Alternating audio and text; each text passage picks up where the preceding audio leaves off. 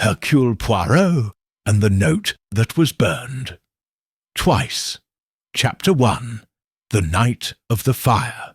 The Marquis Club in Kensington was one of those places where the past clung tenaciously to the present. With its Persian carpets faded by the passing of generations, and its dim lighting like a whisper of gas, it seemed oblivious to the passage of time.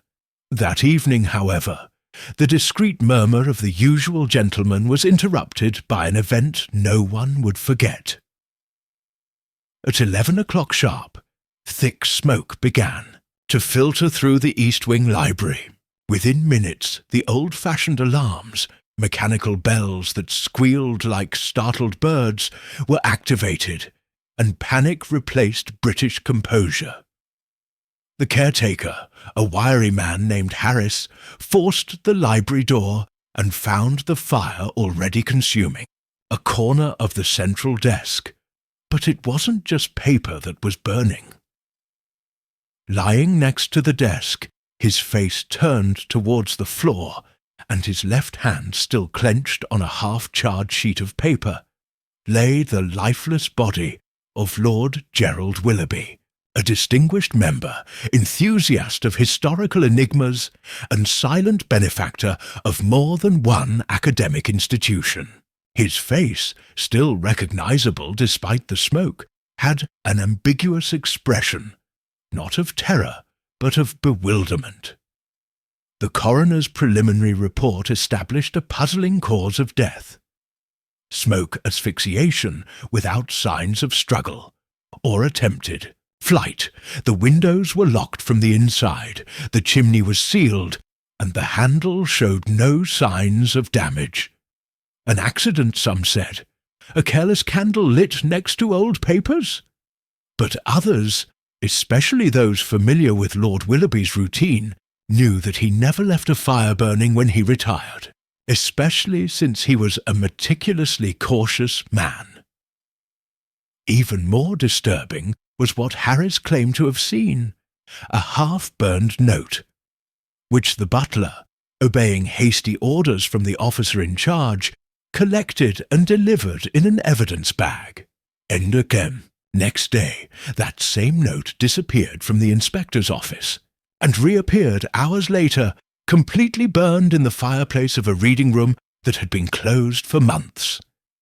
It was as if someone wanted to burn it, twice, as if its content had the power to condemn or liberate someone.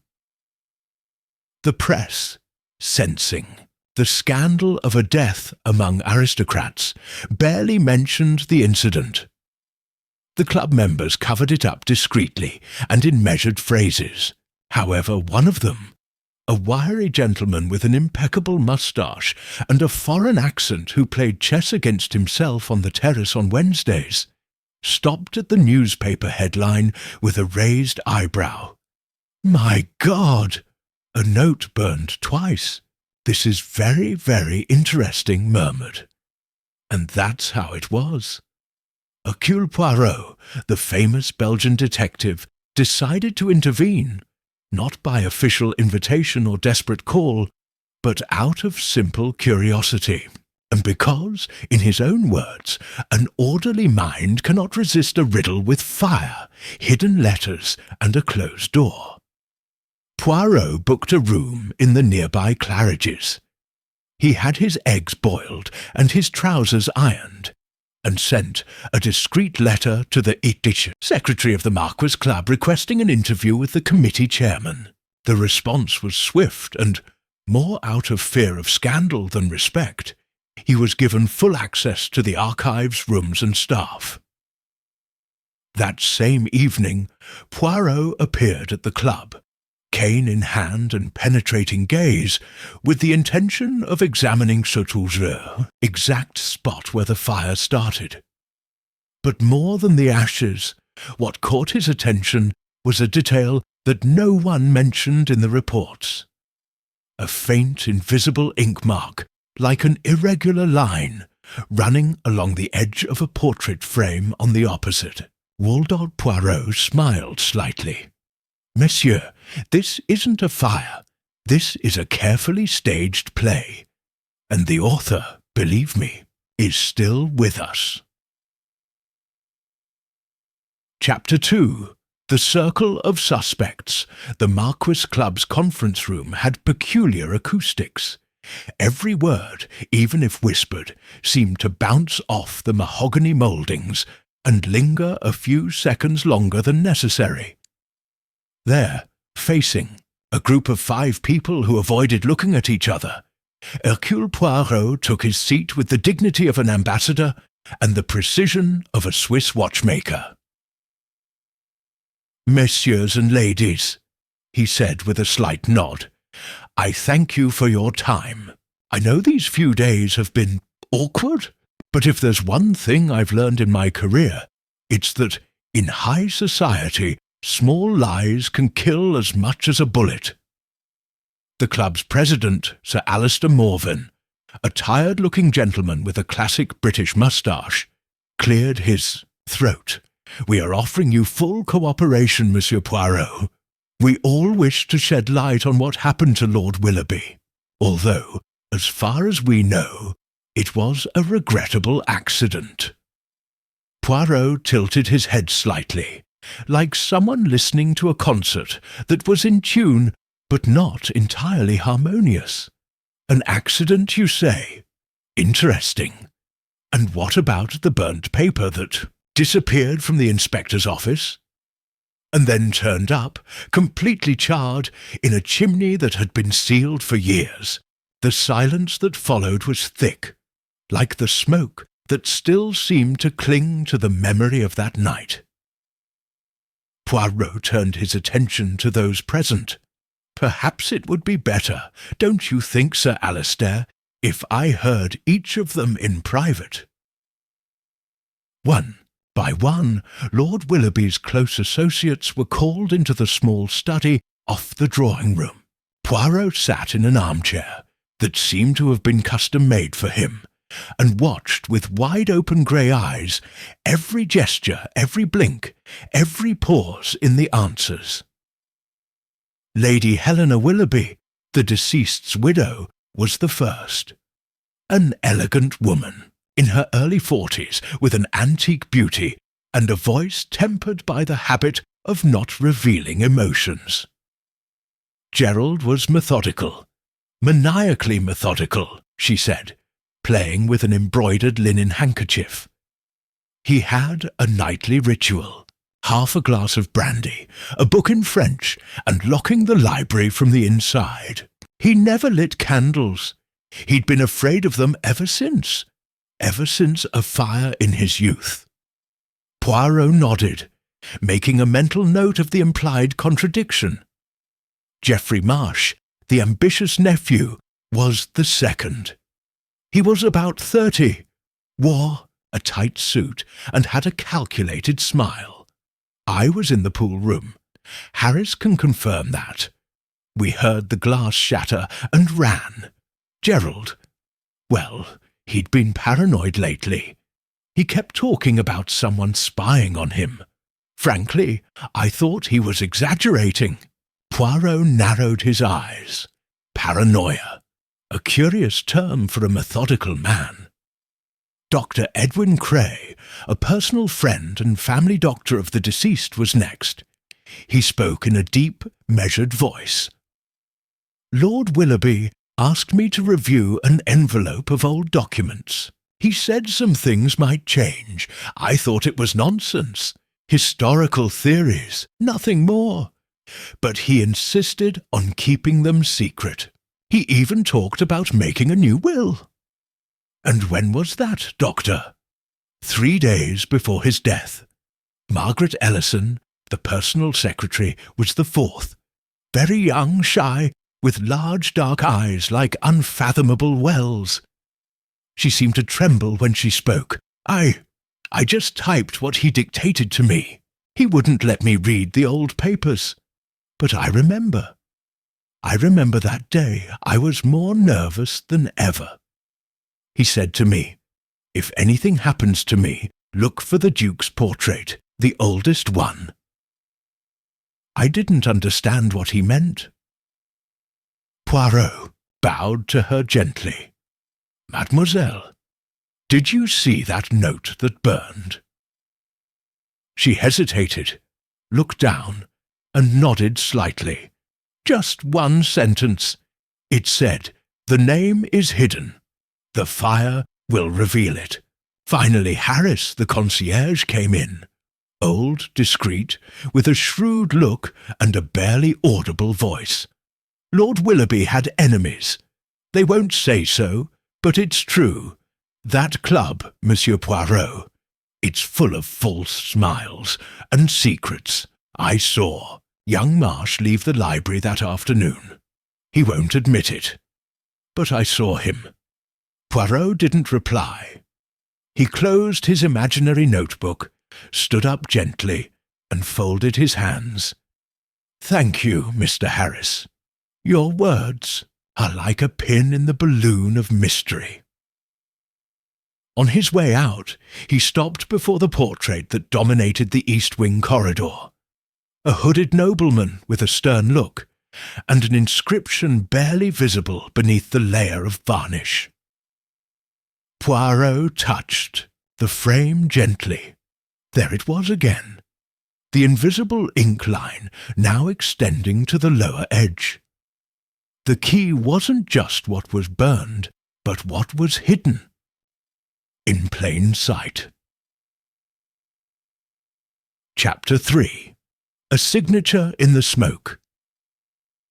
That evening, as the London fog crept through the alleyways like a silent cat, Hercule Poirot stood in front of the Duke's portrait in the main corridor of the Marquis Club. His gloved finger patiently followed the almost invisible ink line around the frame. It seemed traced by an uncertain or hurried hand, and at certain points it broke off, as if someone had hesitated before continuing. "Ink or varnish," he murmured. Poirot took a small glass bottle of reagent solution from his pocket and a fine camel's hair brush. He applied a light layer over a section of the line. Almost immediately, in the yellowish light of the corridor, some letters appeared, not entirely legible, but with the unmistakable shape of a name. A name ending in "she." Lay. Poirot smiled slightly, not out of surprise, but rather satisfaction. "People think signatures are written in ink," he muttered, "but sometimes they're inscribed." The next morning, Poirot requested another interview with Lady Helena Willoughby, this time on the club's private terrace. As the rays of a timid sun fell on the cups of tea and small lemon cakes, the detective observed the widow's refined movements, with the attention of a sculptor before an unfinished work. "Madam," Poirot began, "did you know a certain Robert Farnley?" Lady Helena's expression didn't change, but her hand holding the teaspoon wavered for a split second. "Farnley? No, it doesn't ring a bell. How curious, because Lord Willoughby made a considerable donation 2 years ago to an archaeological foundation bearing that name, in Scotland specifically, and according to the bank records, that transfer was temporarily blocked by you." Lady Helena placed the teaspoon on the saucer with a slight clink. "Gerald had many eccentricities. He often funded shady causes. My intervention wasn't malicious, just precautionary." Poirot nodded slowly. Caution, a virtue she shared with her late husband. However, I wonder, if she placed so much value on that project, why write about it in invisible ink on a portrait? Why not on her usual stationery? Lady Helena did not reply. Poirot continued gently. What if that ink wasn't just for concealment? What if it was a way to point the finger at someone? A signature, not for the reader, but for the fire's author, The widow barely pursed her lips. "Are you implying that I burned the note?" "No, madame. I'm telling you that Lord Willoughby was afraid you would do it." The silence stretched on. Finally, Lady Helena bowed slightly to him. Gerald was a brilliant man, but suspicious. That note, the one that burned, was part of an old manuscript he wanted to publish. He claimed it revealed the true identity of an 18th century nobleman. He said it could ruin the reputations of certain families. I warned him he would be putting himself in danger if he did it. But he didn't listen. Danger from a historical theory. Tell me, Monsieur Poirot, do you think a tarnished surname does less damage than a dagger? Poirot left the meeting with a slight frown. He headed directly to the library, which had been locked since the incident. The key, courtesy of Sir Alistair, allowed him unhindered entry. The air still smelled of smoke and old leather. The central desk, blackened in one corner, had circular ash marks around it where papers had once been. Poirot knelt down, examining the baseboard. Carefully he felt the wood. He noticed an imperceptible gap. He applied light pressure. A click. A small metal tube emerged from a hidden cavity. Inside, a scroll of parchment, intact. Not all of the note had been burned. The writing was old but legible, and it contained a lineage, a list of names. On the last line, handwritten with a more modern pen, an underlined sentence. The true heir was never Willoughby. Poirot lifted the roll, turned it over, and noticed a stain of fresh ash at one end. It wasn't from the club fire. It was more recent.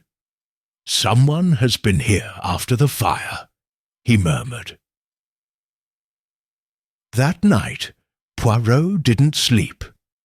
He sat in his room with the parchment open before him, his papers organized by date, and his notebook full of notes.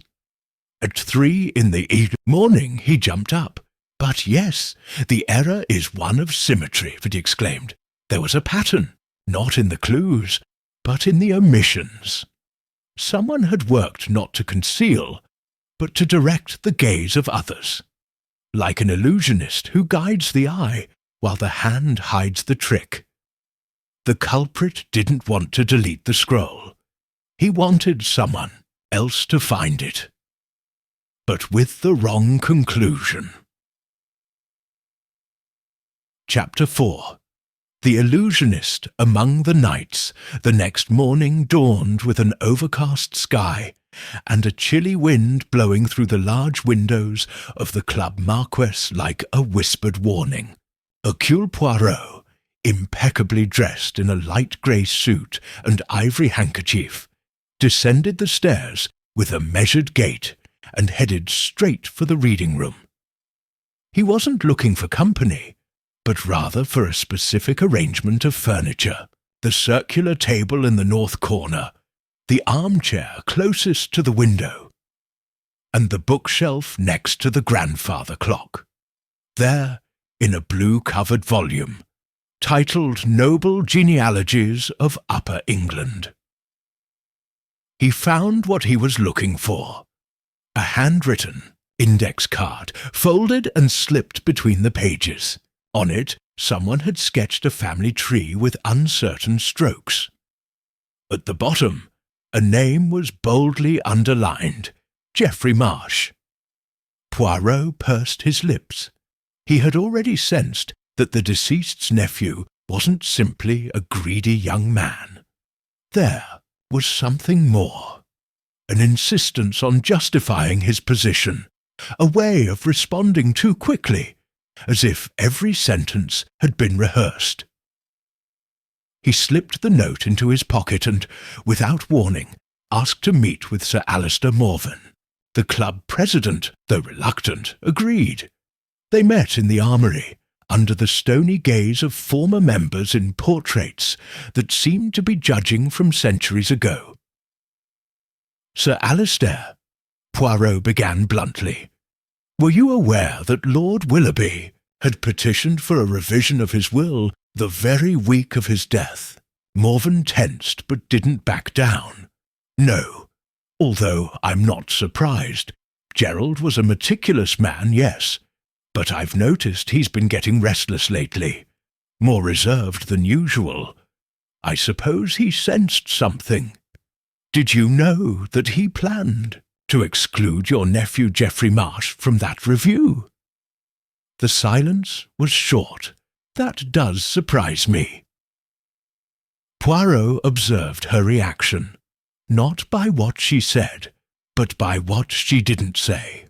"And yet," he continued gently, "on a card hidden in a genealogy book, someone traced a tree that sought to prove that Geoffrey Marsh was the rightful heir to an older lineage, one that, if proven, would entitle him not only to the Willoughby fortune, but also to certain disputed lands near Suffolk." Morven stood up, walked to a display case, and stopped in front of an old ceremonial sword. "The Marquis Club was founded by men like Gerald, scholars, historians, but also proud. Some family secrets, Monsieur Poirot, can be more dangerous than any crime of passion. Some bloodlines must be kept secret." Poirot stared at him. "Are you suggesting that Lord Willoughby was silenced for revealing improper lineage?" Morven didn't reply, but the trembling in her right hand, barely perceptible, spoke volumes. Later, Poirot arranged an informal meeting in the smoking room, claiming he wished to clear up certain minor contradictions before continuing his investigation. The meeting was attended by all involved: Lady Helena, Geoffrey Marsh, Dr. Cray, Margaret Ellison, and Sir Alistair himself. Poirot waited for everyone to settle down, and then, standing in front of the unlit fireplace, he began. "Ladies and gentlemen, until now we've been following the ashes of the fire, but we forgot to look at the smoke. Why? Because smoke rises, and with it lies. What burned that night wasn't just a piece of paper. It was a truth carefully camouflaged to look like another." He turned his attention to Geoffrey Marsh. "Monsieur Marsh, you were, according to your words, in the billiard room when the fire started, but Harris claims to have seen you leaving the library 2 hours earlier. And now we've found evidence that someone was tampering with the club's genealogy books, seeking to justify a right of inheritance." Geoffrey smiled nervously. "I don't know what you're talking about. I don't need to justify anything. Gerald was my uncle. He mentioned me as his heir years ago." Poirot took the handwritten card out of the book and unfolded it. "So why hide this note? Why draw a bloodline that excludes Lord Willoughby from the Farnley name? Did you hope the fire would eliminate all evidence that your uncle was going to disinherit him? That's absurd, absurd." Poirot approached slowly. "And is it also absurd that the burnt note you thought you destroyed wasn't the only copy?" A murmur ran through the room. Lady Helena covered her lips. Dr. Cray looked away. Geoffrey stood up abruptly. "They have no proof. None. Not yet," Poirot said calmly. "But I assure you they will soon appear. You see, Monsieur Marsh, you made a mistake, one that only mediocre illusionists make. You let the audience look at your left hand for too long, while your right hand hid the trick. But I, Hercule Poirot, never take my eyes off both of them." Geoffrey paled. Poirot delicately straightened his fists. "The truth is coming, messieurs et mesdames. and when it does, there will be no smoke to hide it. Chapter 5. The Ink That Doesn't Dry. That same evening, as the Marcus Club's grandfather clock struck 6 with its deep chime, Hercule Poirot remained in the library once more. The room still held traces of the fire, a faint smell of burnt paper, and a persistent feeling that something else had evaporated there besides the smoke. A certainty, a conviction that was now crumbling. In his hands he held the parchment found behind the secret panel. He examined it not as a historical document, but as a crime artifact. Its surface was stained not only with ash, but with something fainter, a barely visible mark in the lower right corner. Poirot dipped a cotton swab in a chemical solution from his briefcase and applied it with precision. Little by little, hidden words emerged, a marginal note written in iron gall ink, ancient but still detectable. It read, "Original copied, deposit in Club M's safe." Poirot raised his eyebrows. Alors, the manuscript that caused such a stir was not unique. And if it wasn't unique, he thought, then the destruction of the burnt note was a theatrical act, not an emergency. Someone wanted people to believe the only copy was lost forever, while secretly securing their own, and that, in their experience, only meant one thing: blackmail. Poirot asked Harris, the caretaker, to show him the club's records of recent access to the common members' safe. Although many personal belongings were kept in private safes, the club had a shared vault, lock and key, where trusted members left temporary documents or wills. "Only 3 people have had access this week," Harris said, pointing to the entry book: Sir Alistair Morven, Dr. Cray, and, curiously, Margaret Ellison. Poirot frowned. "Miss Ellison?" "Yes, monsieur. He brought a letter signed by Lord Willoughby 2 days before his death, authorizing it. It was very respectful. He was even trembling." Poirot asked to see the letter. The handwriting was identical to the Lord's, except for one G that didn't quite match. Too round, too ornate. And the signature, though skillful, lacked Willoughby's usual slant. "Forgery," Poirot murmured.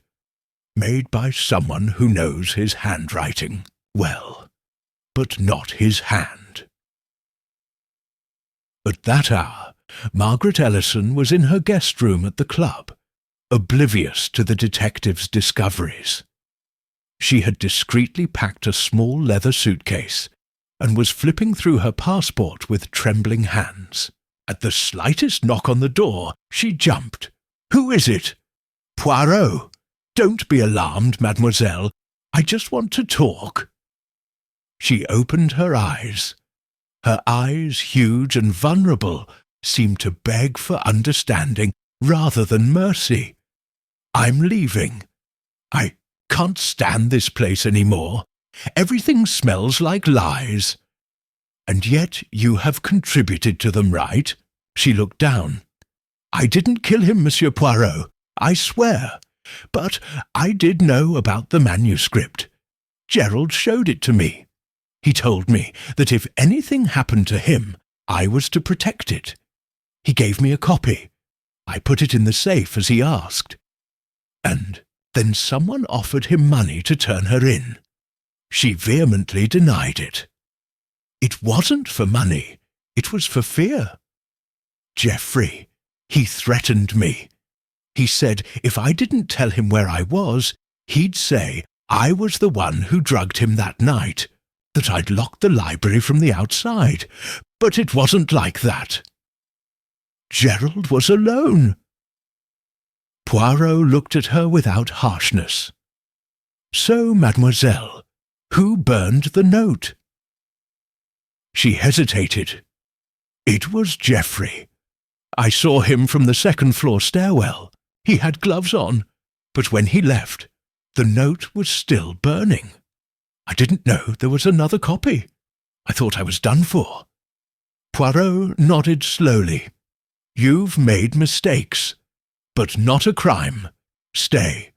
Your testimony will be essential." Back in his room, Poirot began to assemble his mental chessboard. There was now a clear motive.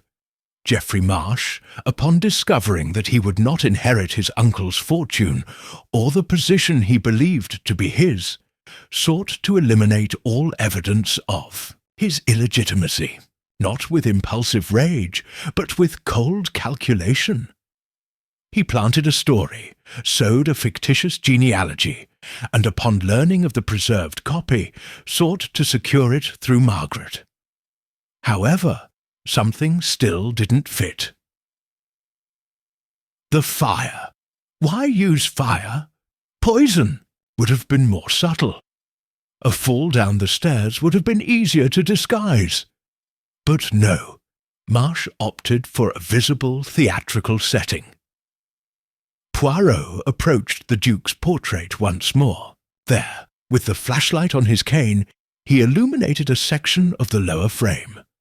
A word, written with the same invisible ink as the line, "Witness." Poirot took a step back. But surely, the fire wasn't the crime. It was the distraction. The crime happened before. He returned to his desk. He quickly wrote a note to the Chief Inspector. "Exhumation is required. Possible sedative administered before the fire. Cause of death. Not asphyxiation, but prior immobilization. Bone marrow tests. Requesting specialized forensic medical assistance." He sighed, and with a touch of irony muttered, "Ink doesn't dry, not when there's fear, and when the paper turns to ash, the smoke becomes a signature." Chapter 6. The Whisper Before the Fire. The morning of the third day was grey and silent, as if the Marquis Club, that temple of British decorum, was holding its breath. In the dining room, the crackling of toast sounded like an explosion. No one spoke aloud. Everyone knew something was coming. Hercule Poirot, with his perfectly symmetrical moustache and deliberate gait, walked towards Dr. Edwin Cray's office. Cray greeted him with distant courtesy, although his unease was evident in the way he adjusted his glasses every few seconds. "Do you have any further questions, Monsieur Poirot? I've already told you everything I know about Lord Willoughby's health." Poirot sat calmly opposite him, placing his walking stick on his knees. "Indeed, Doctor. But today I don't want to ask you about the deceased's health, but about his death." The doctor looked at him with narrowed eyes. "Weren't you the one who claimed that he died of asphyxiation during the fire?" Poirot raised an eyebrow. "I maintained it, yes. Like everyone here, we assumed the most obvious. But when something is too obvious, mon cher, it often contains a lie. I requested an exhumation last night, and this morning I received the preliminary report. Lord Willoughby's lungs did not show the typical signs of death by smoke. Inhalation. Do you know what they found instead?" Cray was silent. "A significant amount of peroldehyd in the blood," Poirot said softly.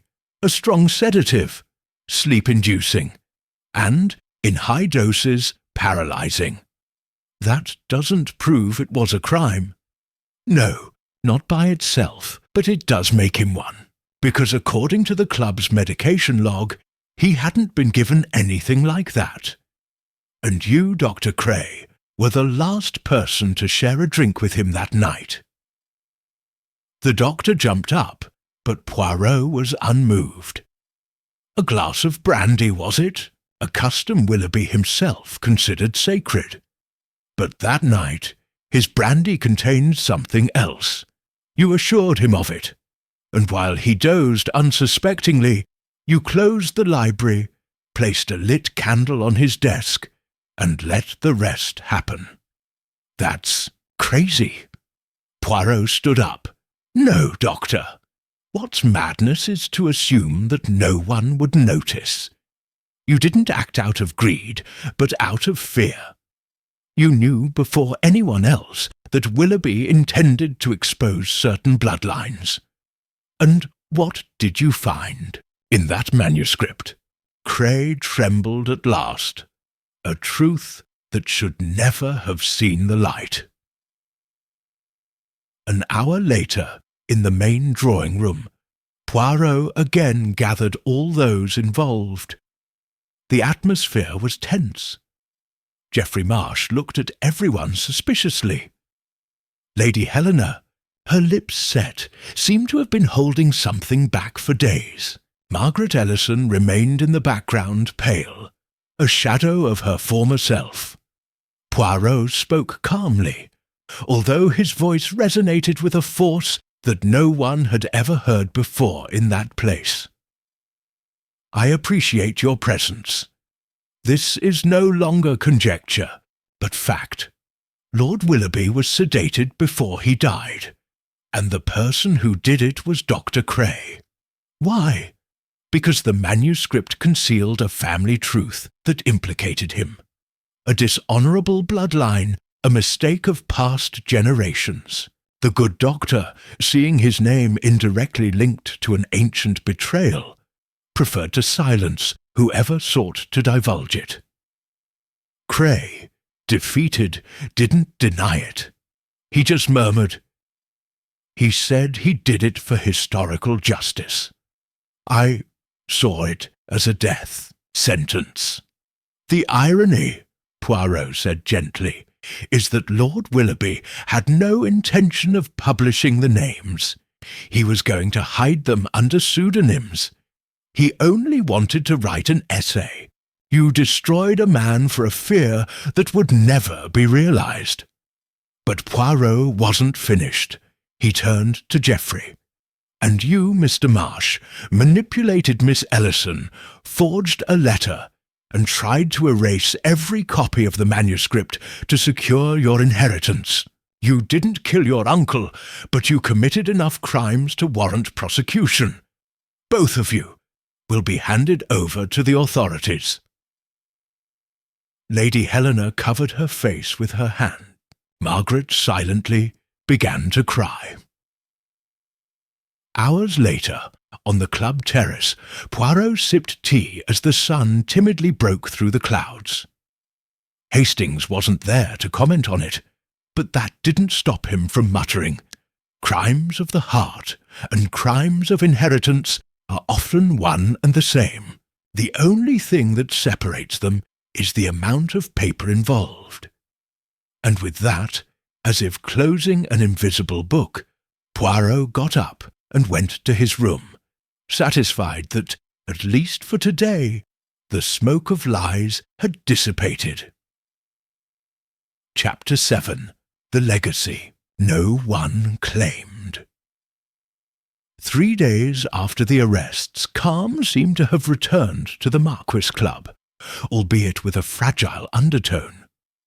Conversations in the lounge were more discreet, footsteps in the corridors more subdued. There was less talk of politics or hunting in Scotland, and more of meaningful silences. What had once been a refuge of tradition had suddenly become a place of involuntary introspection.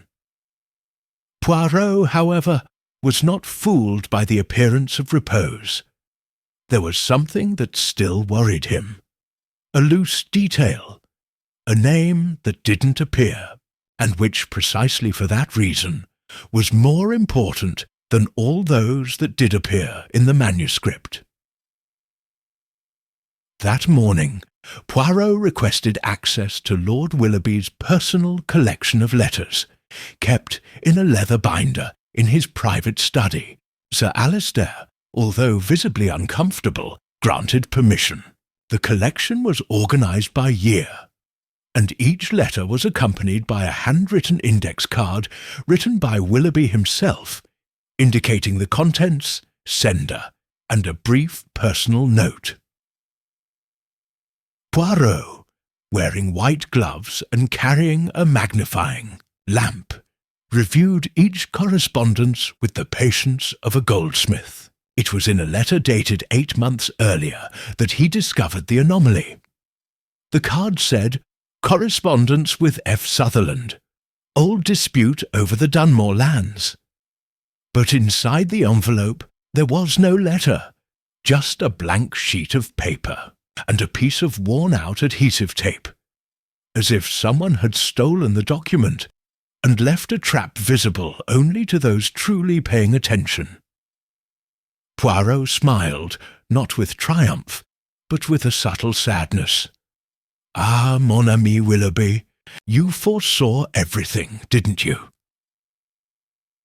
That afternoon, Poirot summoned Lady Helena for one last conversation.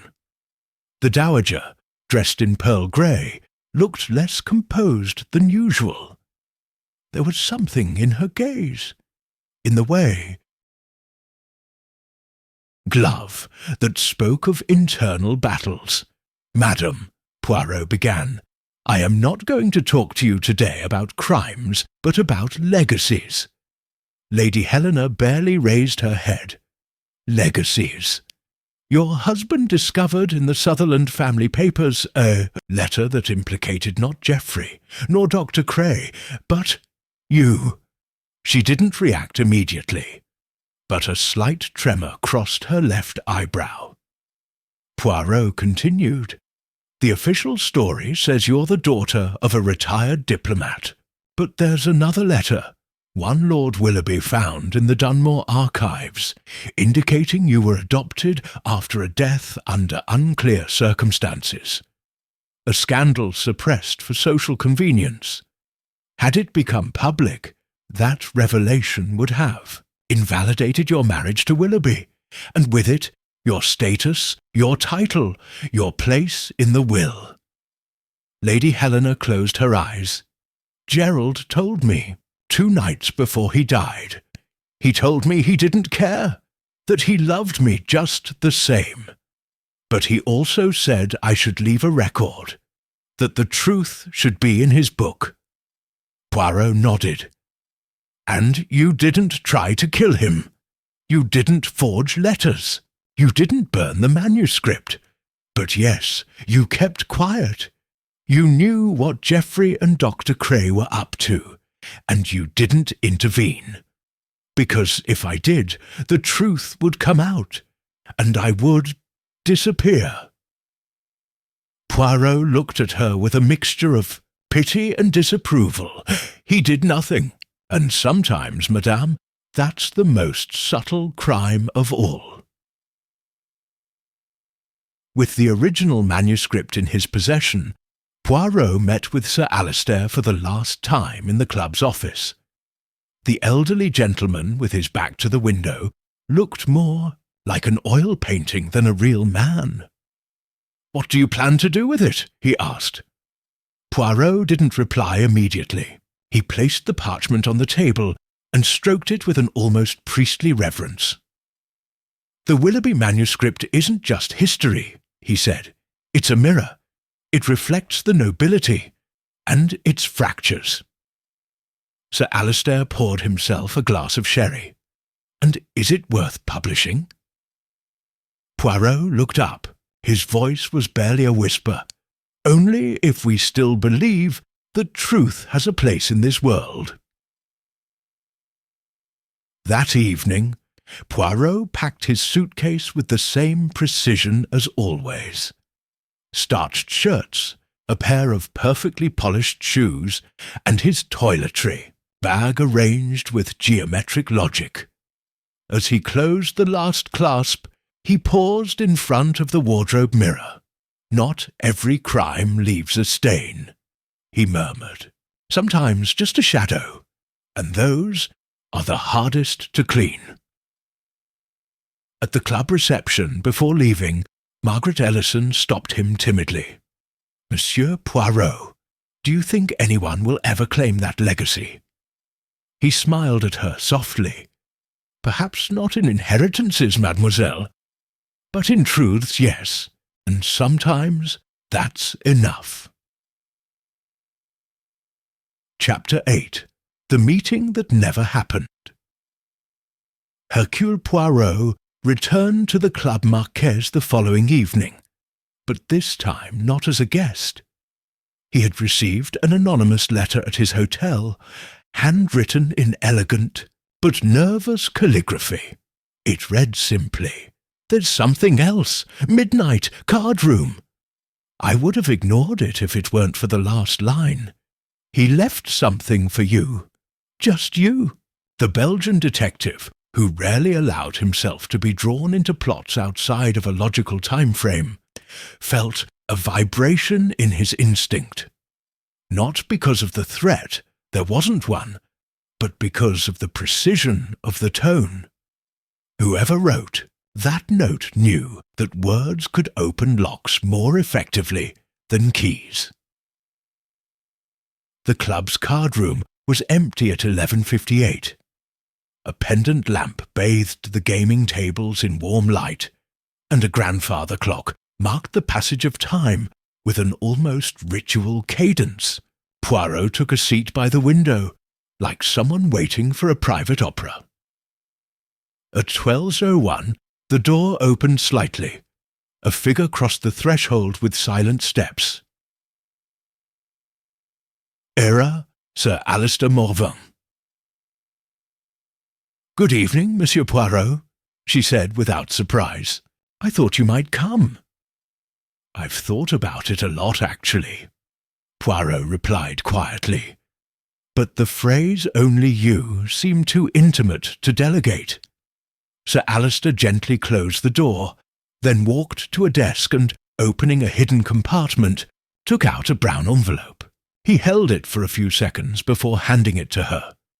"Gerald confided in me 2 weeks ago. He said, 'If anything happens to me, tell Poirot. Not before, not during, after.' And then he smiled as if he already knew he wouldn't live much longer." Poirot took the envelope.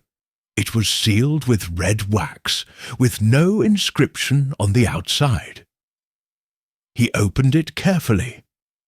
Inside, there was a single leaf, not a will, not even a revealing name, just a thought. "I have lived among men who love legacy more than truth. If one day someone can distinguish one from the other, they will know what really happened in this house.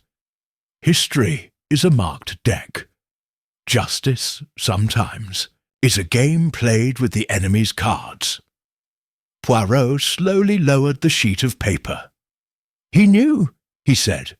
"Not who would kill him, maybe, but that they would. I knew," Morvan confirmed, sitting down for the first time.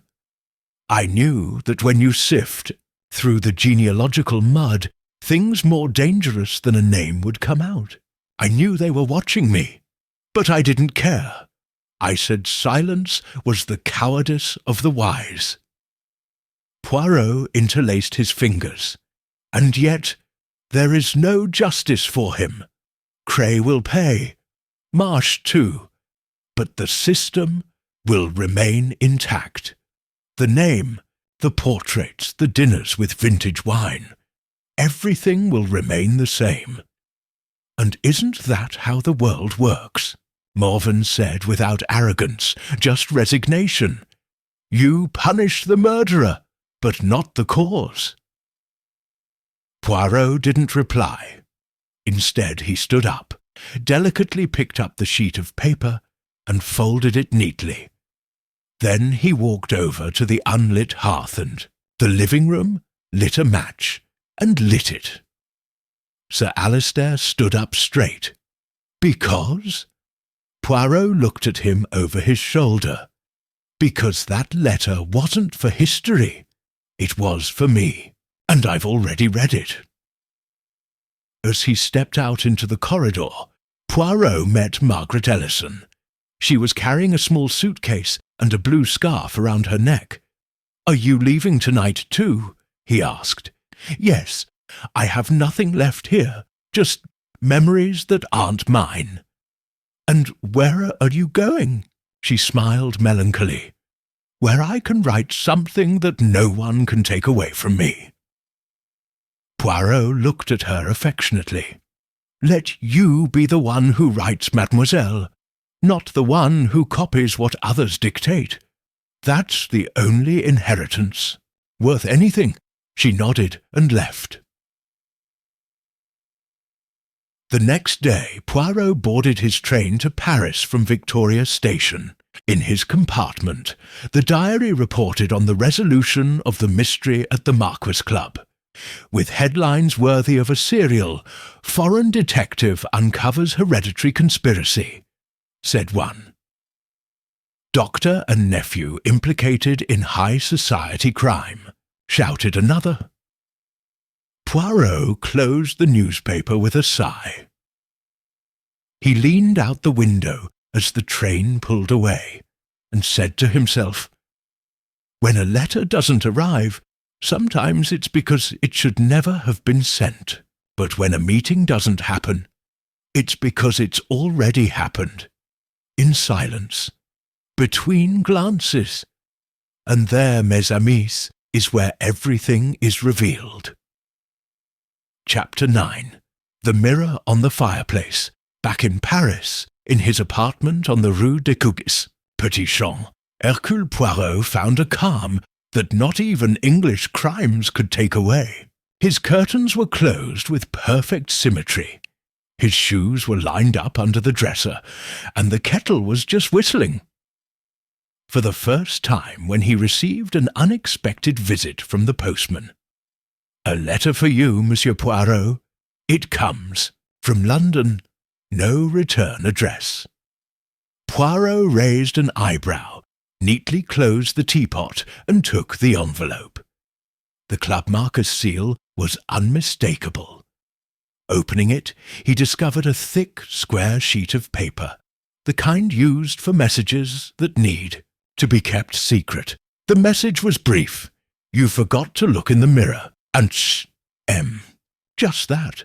No signature, no date, just an initial. Poirot was silent for a few minutes.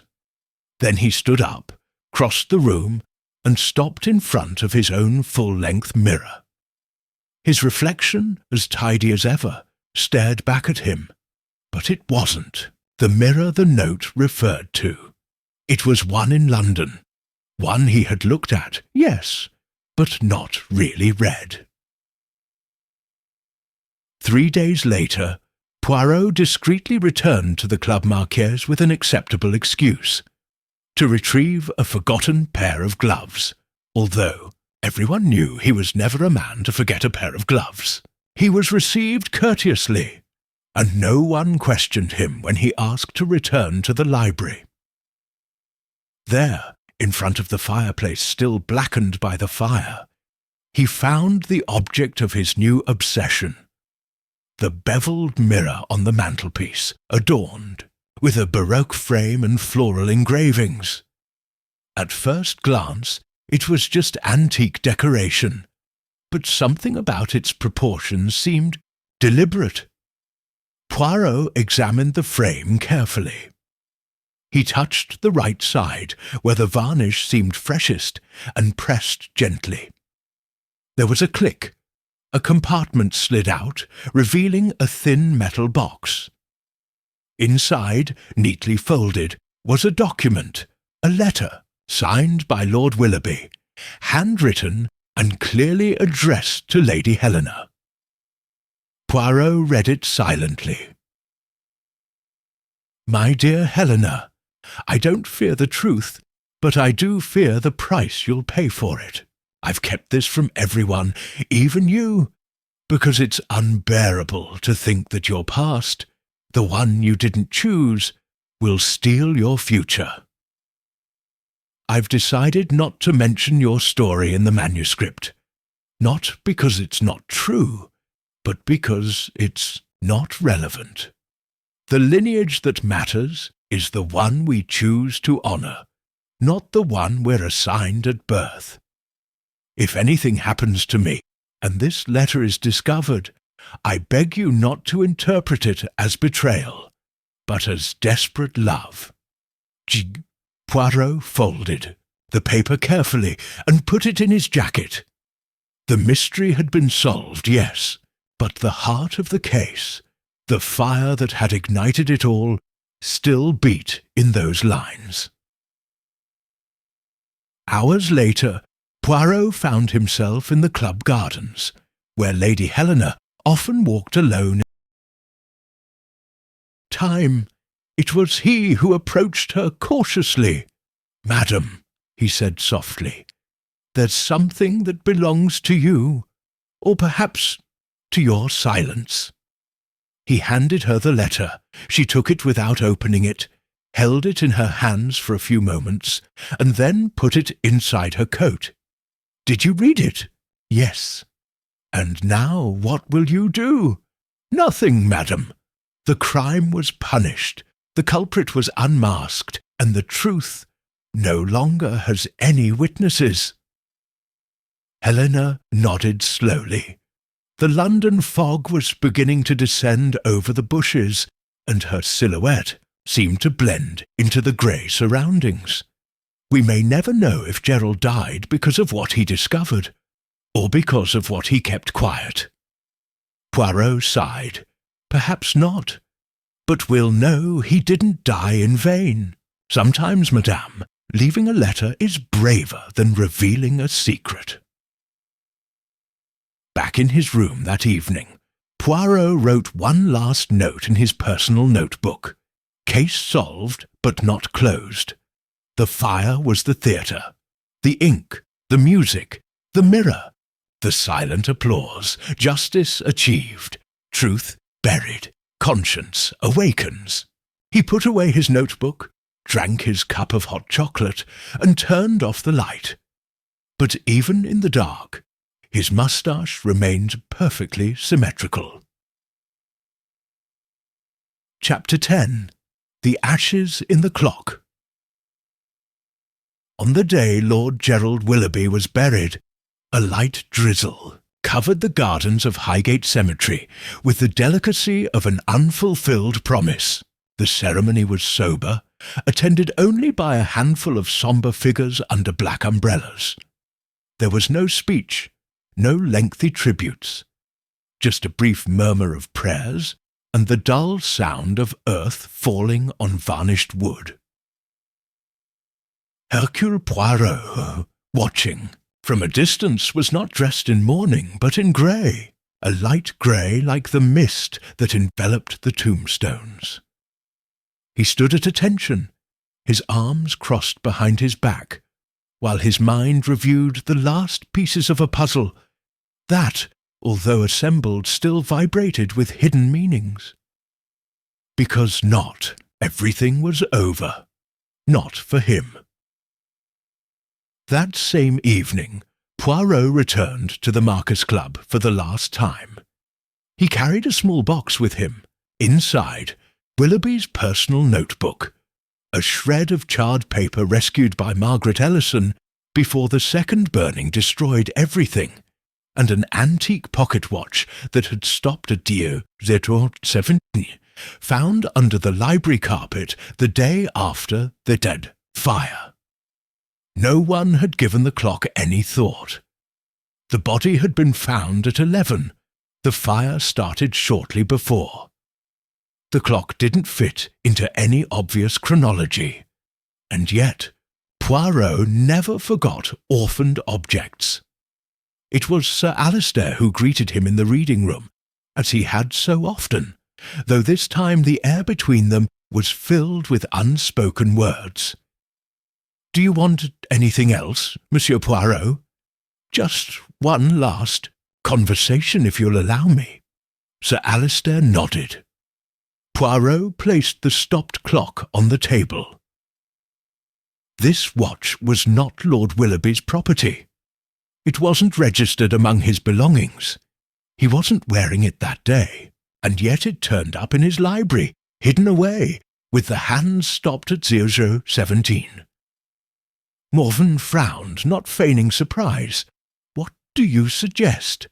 That there was someone else present at the scene that night, after the fire? Someone who came in, not to kill, but to see if the job had been done. Someone who, in their nervousness, dropped this watch.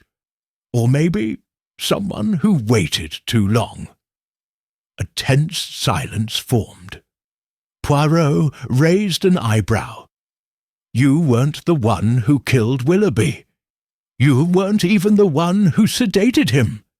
But you knew what would happen.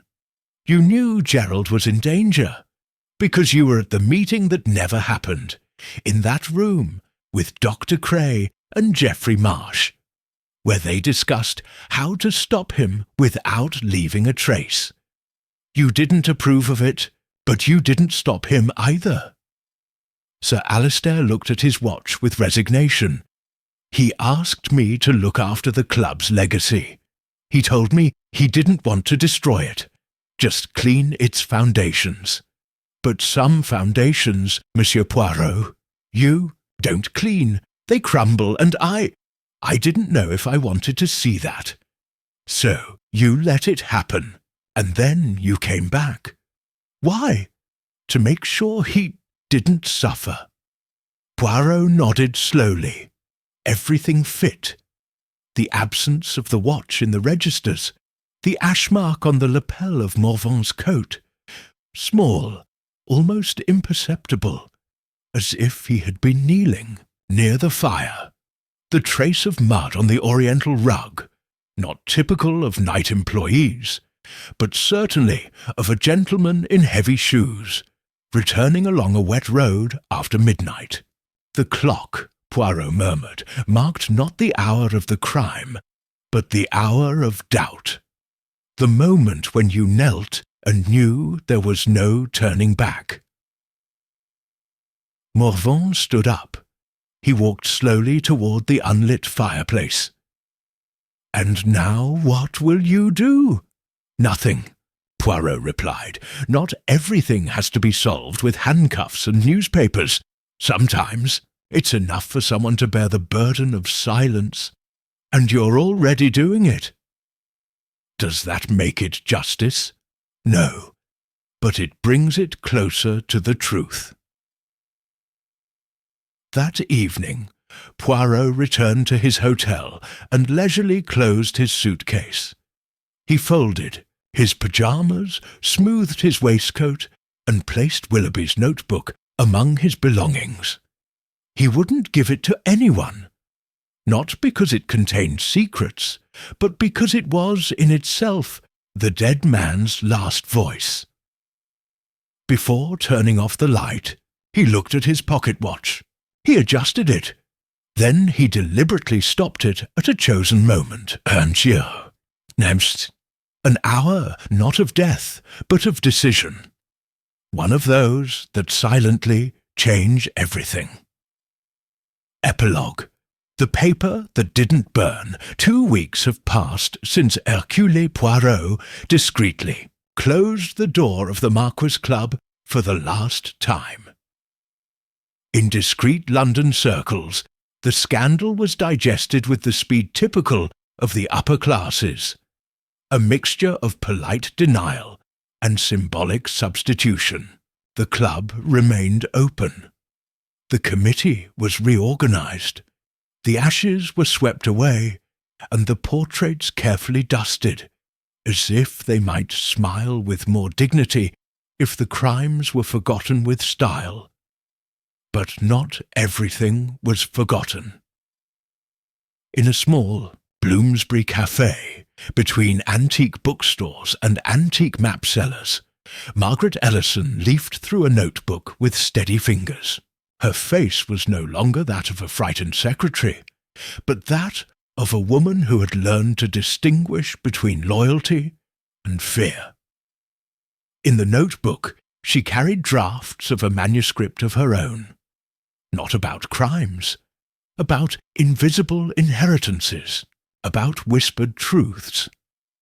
On the first page, he wrote, "Sometimes fire doesn't destroy, it reveals, and sometimes what doesn't burn is what burns the most." In Paris, Poirot was walking through the Jardin des Plantes. He had received an invitation to return to England and attend a memorial service for Lord Willoughby. He had politely declined.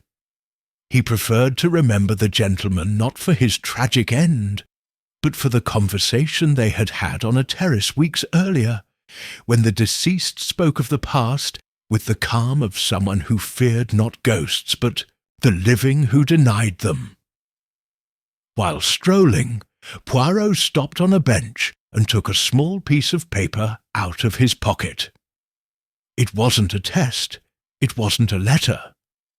It was a piece of Willoughby's original manuscript that he had, without telling anyone, kept, a line that he had carefully folded before returning the rest to the authorities.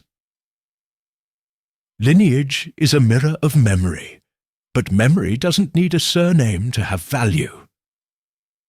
Poirot read it for the 10th time. Then, slowly, he took out his pocket lighter and lit it. The flame danced for a few seconds before kissing the paper and transforming it into a wisp of greyish smoke that disappeared in the autumn breeze. At Scotland Yard, Inspector Burney was leafing through a file labelled Willoughby Case. Closed there were doubts that weren't reflected in the reports, suspicions that couldn't be proven, but that lingered between the lines. Burney, with the habit of men who have seen too much to believe in absolutes, closed the folder and murmured, "With Poirot, cases are never closed. They just fall asleep." At the same time, in an office in Oxford, a professor received a package with no return address. Inside was an untouched copy of Lord Willoughby's unpublished essay, with a handwritten note. "For those who know how to read beyond the coat of arms, publish if you want, or save, but fear not." The academic looked up in astonishment. That text, lost in the gossip of high society, was now in his hands, and with it a genealogy map that changed more than one story, accepted as truth. It wasn't a scandal, it was a mirror. Hercule Poirot, back in his apartment, neatly arranged his socks, wiped an invisible speck off his walking stick, and sat down to drink his hot chocolate. In front of him, on his desk, the clock struck. 17. He was no longer detained. Now it worked. "The ashes have fallen," he murmured, "but some words burn forever." And with one last glance at his watch, Poirot closed his eyes briefly, because even though the case was over, truth, like fire, never completely sleeps. Postlude, The Traces of Silence. A week after the epilogue that no one wrote, because true epilogues aren't narrated, they're lived through, a new visitor crossed the threshold of the Marquis Club. He was a tall, wiry man, with an expression that mixed fascination and suspicion.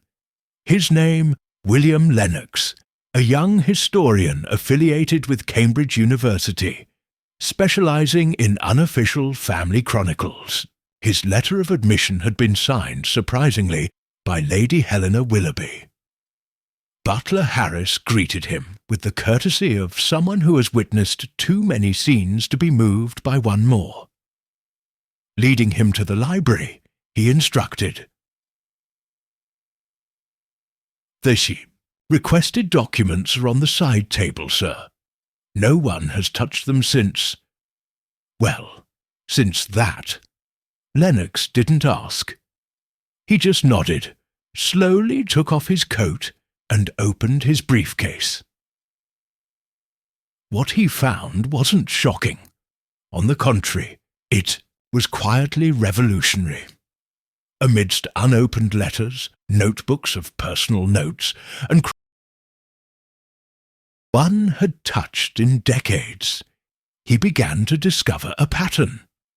Lord Willoughby's name appeared again and again in connection with families who had altered their official genealogies in the 19th century, not out of shame, but for survival. Suppressed names, bastardizations, hidden under purchased silences, unregistered but deeply determining marriages. And in the middle of it all, a series of coded letters signed only with the initial G. One of them, carefully folded, spoke of the need to free the lineage from dogma, and that a name by itself does not legitimize a soul. Lennox, intrigued, carefully noted each passage. He didn't plan to publish a scandal. He planned to reconstruct a map, one that the powerful had burned piece by piece. But there were still ashes left, and the ashes, he knew, could tell their own story. That same night, hundreds of miles from London, on the coast of Saint-Malo, Poirot strolled along the beach, hat on, cane barely sinking into the damp sand.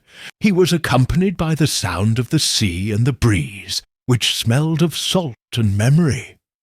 He hadn't brought any cases, just a notebook. I had received a letter from William Lennox.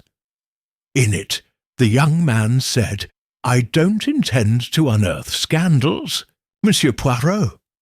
I only intend to understand why so many decided to lie so carefully." Poirot smiled. "A question more dangerous than many bullets, my friend." Hours later, already in his hotel, Poirot wrote in his diary, "Sometimes the crime isn't in the act, but in what you decide to keep. Lineage has always been a made-up mirror, and those who gaze into it for too long end up believing their reflection is the truth." He closed the notebook. Outside, the sea continued to lap the shore, rhythmic, impassive, like history, like the judgment that no one will pass, but that each generation will rewrite. In London, the Marquis Club was packed again. The scandal was replaced by a new coat of arms on the wall, a glass of older port, and a carefully censored anecdote. But under a newly placed plaque, hidden on the side of a display case, a phrase was read in tiny letters, "To the man who wanted to tell the story without anyone losing." It had no signature, but everyone knew who it belonged to. And in some future library, on a page yet to be read, an anonymous reader will underline a line that says, "The truth doesn't disappear. It just learns to disguise itself." Coda, the box of lost names. Autumn was beginning to shed its first leaves on the ageing walls of Oxford, and among its centuries-old libraries, the figure of William Lennox had become a regular. Since his visit to the Marquis Club, something had haunted him. Not only the mystery of Willoughby's manuscript, but the possibility that the lost names were not simply erased lines, but silenced wills. In the Bodleian Library's special archive, Lennox accessed an uncatalogued box, marked only with an old number.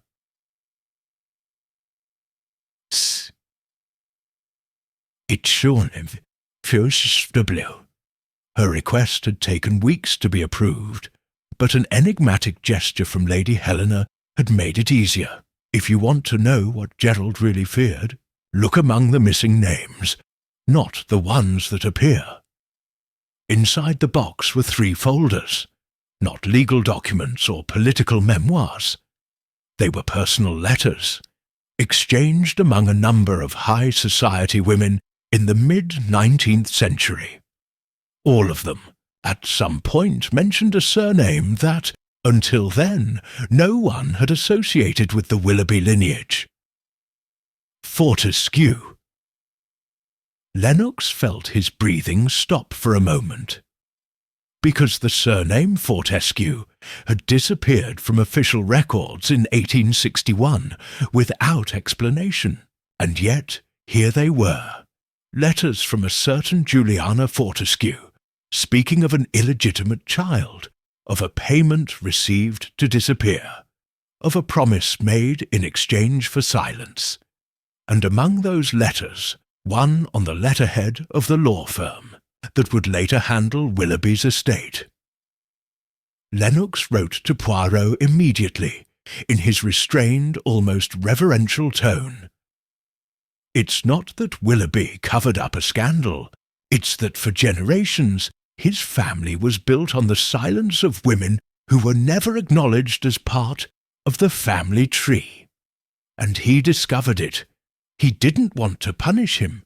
He just wanted to tell the tale. And that's why he died. Poirot's reply was brief, written in his elegant and restrained handwriting. So, Mr. Lennox, you have found not one crime, but the cause of many. And now the question, what will you do with it? A week later, Lennox gave a secret presentation to a small group of social historians.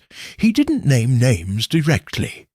He didn't denounce families, but he spoke of the invisible inheritance, of the legacies claimed not by blood, but by conscience. Among the attendees was an elderly man wearing a long coat and a white beard. He left without introducing himself, but left a note on the lectern. Finally, someone spoke out about mothers without last names, and about children who didn't know they were heirs to a country that never looked after them. Lennox filed that note away in his most important folder, not for publication, for memorialization. Meanwhile, in a Swiss bank, a numbered safe deposit box was opened by posthumous authorization. Inside, there was only one object, a leather-bound copy of Lord Willoughby's original manuscript, with marginal notes made by him. One of them, at the bottom of a page where he drew an alternative family tree, said, "Lineage is not a chain, but a labyrinth, and those who walk it without fear deserve to reach the centre." The manuscript was sent anonymously to the University of Leiden. There it is still being studied under strict conditions. It has not been published, but its readers call it The Genealogy of Shadows. In Paris, Poirot read Lennox's last letter at dusk, as the lights of the Seine began to tremble in the current. Then, with a ritual gesture, he folded it into 3 exact parts and placed it in his personal file among the cases he solved not for crimes, but for humanity. In the end, he murmured, the crime was erasure, and justice, remembering. He stood up with his cane, turned off the lamp, and let the darkness weave its own conclusion. Final Annex: The Unexpected Witness. Many months after the echoes of the Willoughby affair had died away in the carpeted corridors of the Marquis Club, and long after talk of dark lineages and inherited silences had left the newspapers and taken refuge in unwritten history, a new element emerged from the most unlikely corner: a child's memory. The child's name was Leo Hartridge, 11 years old, the son of a modest Oxford bookbinder who had been employed sporadically to repair and reinforce the club's old books. Leo, naturally curious, and the only child of long silent afternoons in dusty workshops, had accompanied his father once, just once, the day before the fire. Nobody paid attention to it at the time. But Leo remembered things, small details, and one day, while leafing through a copy of the Heraldic History of the United Kingdom that his father was restoring for a collector, he saw a symbol that startled him. A double-crossed key emblem on a mirror I'd seen it before, at the Marquis Club, carved into the wood of a small mantel clock on the library mantelpiece. No one had mentioned it in the reports. Leo innocently mentioned it during a school visit to a museum. The guide, out of simple courtesy, overheard him. Then she forgot about it. But a week later, his comment reached, indirectly, William Lennox, who was still quietly gathering loose details of the case. Lennox travelled to Oxford and interviewed the boy with the delicacy he learned from Poirot. Leo, nervous, couldn't understand why anyone would be so interested in a visit from so many months ago. But when Lennox showed him a photograph of the drawing room, the boy pointed out that clock. But it wasn't still. It was ticking. A soft tick. My dad said it felt alive. Lennox frowned. In all the Marquis Club inventory records, there was no mantel clock on the mantelpiece on the day of the fire. And the most intriguing thing, after the fire, nor were any of the damaged objects recovered. This led him to contact Poirot, who responded immediately with a single word: "Come." In Paris, Lennox explained his discovery in detail. If there was a watch, and if it had disappeared just before the crime, why hadn't it been included in the reports?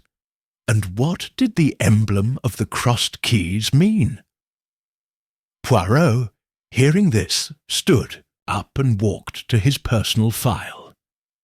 After a few minutes, he extracted a thin blue leather notebook with no title. Inside, between the first pages, was a handwritten note from Lord Willoughby, never before mentioned in the case. "Fortescue heirloom clock. The key is inside, not outside. If I ever disappear, look for it in the place where it must not be touched." Poirot murmured, "It wasn't just symbolic, it was literal." 2 weeks later, thanks to a court order and the silent complicity of Sir Alistair Morvyn, the club allowed a full inspection of the objects in storage that had been removed after the incident. In an uninventoried wooden box, labelled simply "Antique Decoration, Damaged," they found the clock. It opened from below. Inside, a small key and a sheet of paper wrapped in black tape. The paper was blackened by smoke, but still legible. It was an unfinished letter from Willoughby, addressed to "Whoever will understand," where he explained that he had hidden the location of the last royal family tree, with real, unmanipulated names, which traced a direct lineage of women erased from the official registry. The key was to a hidden compartment in the National Archives, under a name that would never have been associated with Willoughby.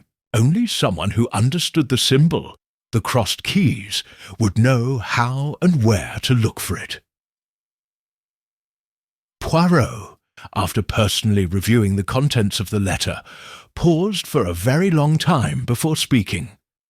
"Mr. Lennox, what you have in your hands is not a story. It's a wound." Lennox, more firm now, replied, "Then it's time." "Hide again." Poirot nodded slowly. "But yes, but be careful. Sometimes scars speak louder than wounds. As he left, Poirot looked at the restored clock on his desk. It no longer read "Votre. Now he was on the move, this constant like the truth, when it finally lets you walk. Supplementary chapter: The Midnight Archive. London's National Archives was no stranger to secrets. Its walls housed maps of vanished empires, letters between fallen monarchs, and documents whose existence was only acknowledged by those who knew how to look for them. But what William Lennox he held in his hands as he walked through its corridors, it was not just any search. It was a key forged to open a compartment that was never meant to be found. He had followed Lord Willoughby's clues to a sealed section of the secondary archives, an unnamed repository, marked only by an old number Bon Chien. 47. Officially, it didn't exist. Only a few knew that beneath the false floor of one of the side corridors, behind an empty bookcase, lay an iron trapdoor with a lock so specific it couldn't be forced without destroying it. Lennox inserted the key. Turn. A sharp click echoed in. The silence, as if something that had been dormant were exhaling for the first time in decades. Inside, he found a small steel box wrapped in linen cloth. He opened it with the same care as an archaeologist would open a forgotten tomb. There were 4 documents. The first, a birth list, all illegitimate, registered by midwives or clergymen under pseudonyms. All linked to women of noble houses between 1810 and 1850. Each line bore a subsequent handwritten annotation with real names, removal addresses, and in many cases a final comment. Quiet with a dowry, transferred to rural orphanage, traded for a maid of convenience. The second was a letter in Juliana Fortescue's own handwriting, dated 1834. In it, she confessed that she had been pressured by her son's father to renounce everything: name, land, future. They asked me to forget, but I haven't forgotten. I've only hoped that someone will one day look under the carpet of history.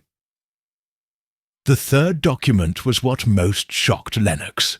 A complete family tree, drawn up by Willoughby, where the names of lost women and their children were reinstated in the lineage of great British houses. It was a reconfiguration of power, if anyone dared accept it. It included a final name, written in a different, more recent ink. Margaret Ellison Lennox held his breath.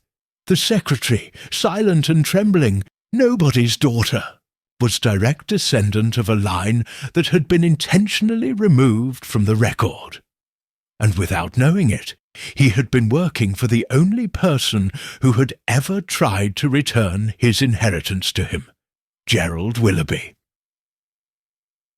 The fourth document was the most puzzling, an unfinished letter from Willoughby to Poirot. I don't know if I'll live long enough to see this final act. What I discovered no longer belongs to me. I've hidden it here because I don't want the truth to be used as a sword, but as a mirror. If you find it, Hercule, it will be because you still believe that some truths, even late ones, must be spoken. I'm not seeking justice. I'm seeking... And there it ended. Not by interruption, but by choice. As if Willoughby had understood at that moment that he couldn't or shouldn't finish the sentence. Lennox filed the documents one by one in sealed folders. The process of historical validation would be complex, long, political, But there was no longer any questions of forgotten women existed, their children too, and among them Margaret. 2 days later, Lennox made a date with her at a discreet café near Russell Square. When they met, he showed her only one of the papers, the family tree. She looked at it blankly at first. Then, upon finding her own name on one of the final branches, her eyes filled with tears. "This can't be." "It is," Lennox said. "Willoughby knew, and he protected that knowledge until the end."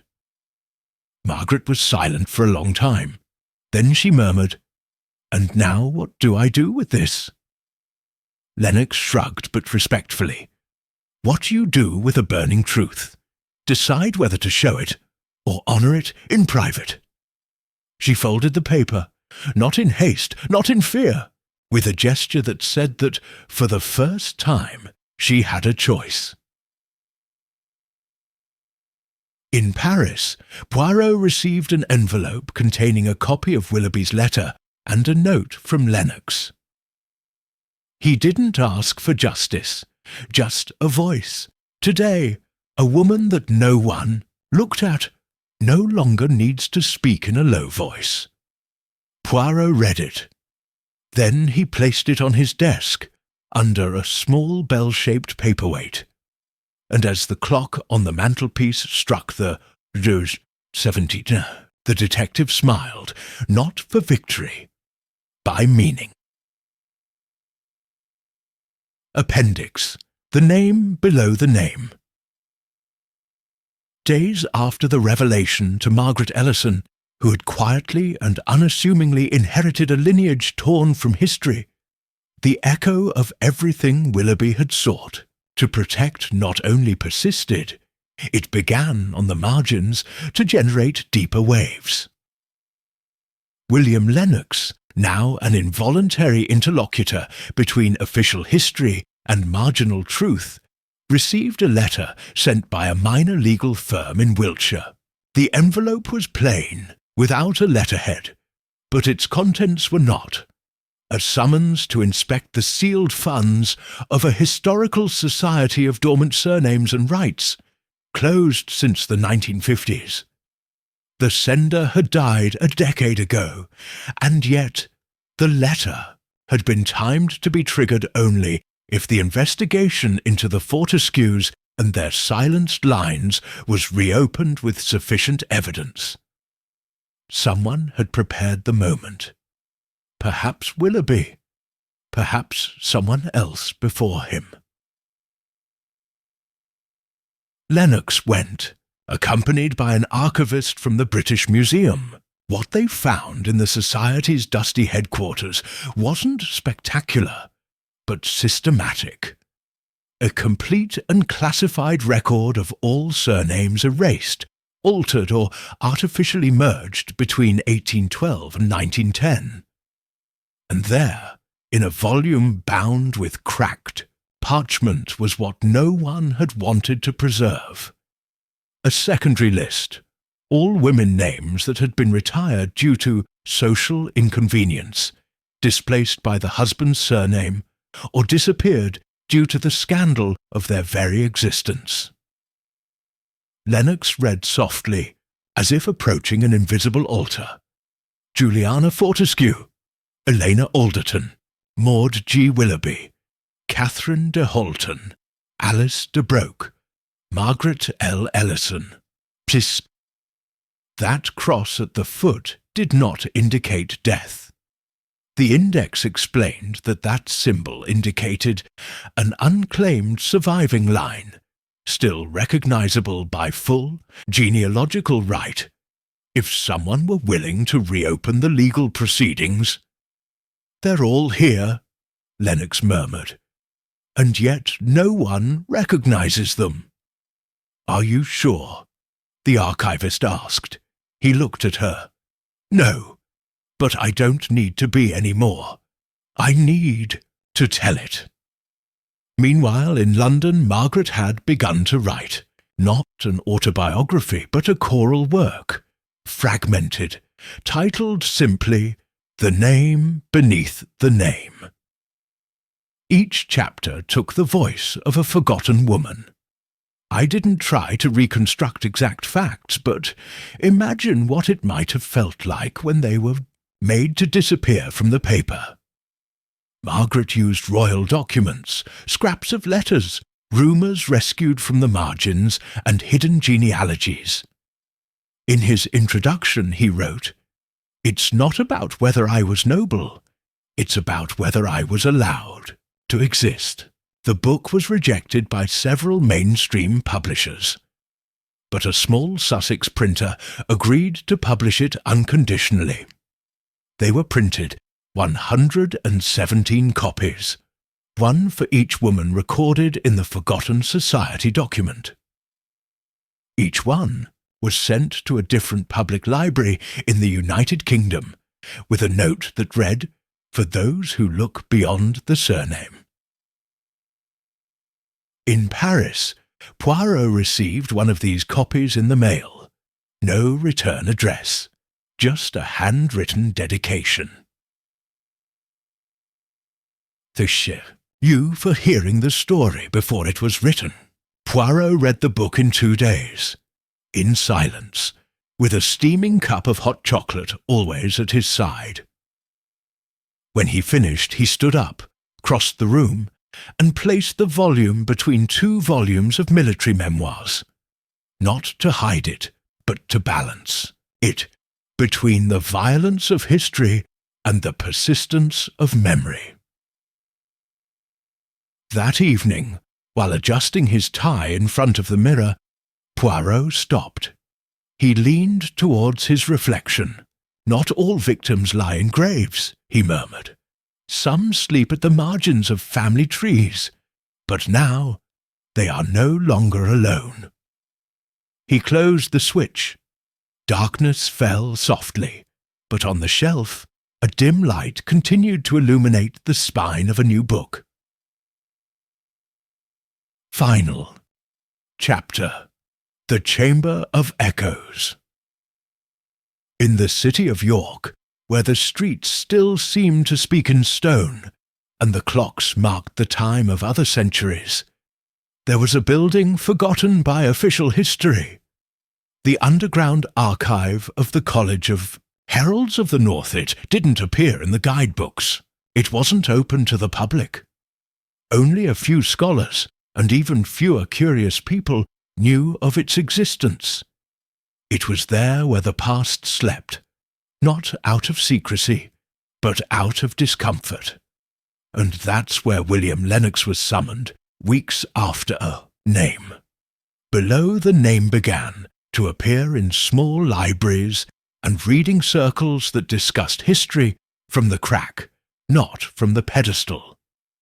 The letter summoning him was signed only with an initial, H. Lennox arrived with the suspicion that he would find nothing. But instead of closed doors, he was greeted by a thin, white-haired man who introduced himself simply as Herbert, the archivist. "We've been observing your work," he said, his accent seemingly coming from leather-bound books, "and we think it's time you saw what others shouldn't."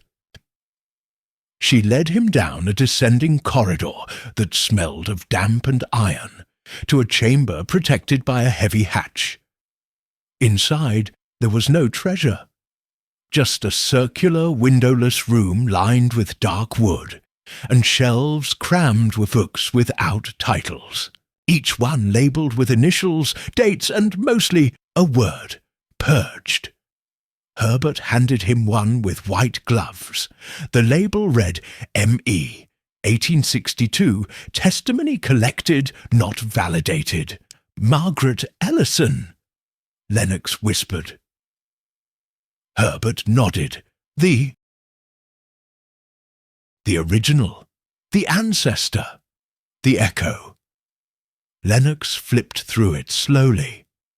Each page was handwritten by different scribes, transcripts of confessions, dictated letters, never signed statements. What emerged wasn't just an erased lineage. It was a parallel history of Britain, told by those who didn't own castles, but were the foundation of them. On one of the last pages, he found an inscription that shocked him. The voices that didn't make it into the minutes aren't dead. They're just waiting for a reader. Meanwhile, in London, Margaret, he was faced with a decision that was not at all symbolic. He had received a proposal from the Institute of Social Studies to adapt his book into a documentary series, narrated by actresses, using historical fragments and dramatized testimonies. The aim was to recover the names of silenced women, with faces. She hesitated, not out of fear, but because of the weight. He wrote to Poirot, not with a question, but with a thought. Do you think giving them a voice on screen will make them more visible or more vulnerable? Poirot replied with a single line. When the echo becomes song, no one can bury it. The documentary was approved. Your title, The Chamber of Echoes. And in her final episode, in front of an unmarked table, Margaret sat silently and read the final sentence of her book aloud. The name that was not written is still part of history. The image dissolved, only the black screen remained, but in the lower right corner, something persisted for a few more seconds. A date, a name, an inheritance, ME and 2025, defendant. In Paris, Poirot observed everything from his armchair in the dimness of a private room, not with emotion, but with certainty. And there you have it, he whispered. Not all crimes need to be punished. Some just need to be counted. And now they have been. He stood up, adjusted his cane, and walked out into the night. The city was still spinning. But for the first time, time seemed to move a little faster. Recto. Sealed epilogue. The Notebook of Answers, the premiere of the Chamber of Echoes, shook more than cultural criticism.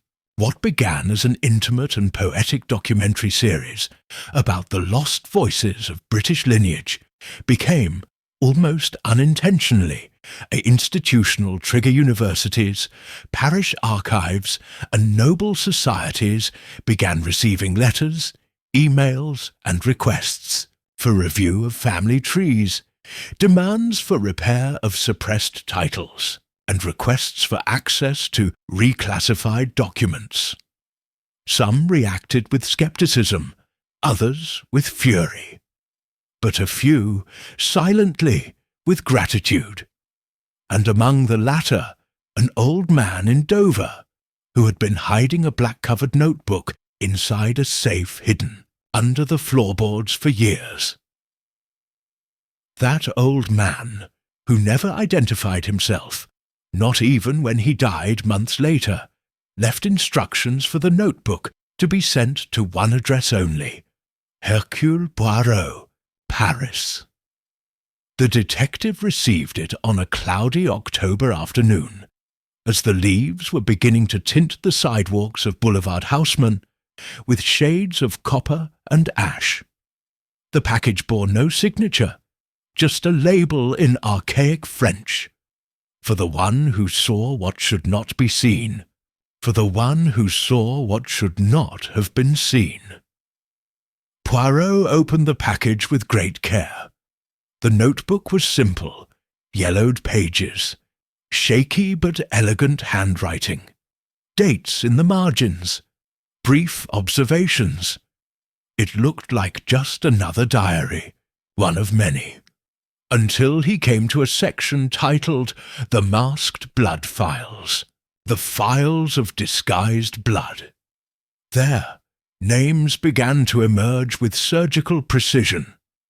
surnames transformed over generations, clandestine marriages between noble houses, fake adoptions, maids who were actually unrecognized firstborns, heirs replaced before they came of age, the alternate lineage of the United Kingdom, carefully traced by someone who had dedicated his life to collecting what history denied. Poirot stopped reading when he came to a name he already knew. Margaret Ellison, but not the contemporary one. Margaret, born in 1786, an orphan raised by governesses, protected by a high society lady, and officially disappeared at the age of 15. However, the notebook's entries revealed that she was sent to a convent in Belgium under a false name. From there descended an entire family line, never claimed, never named.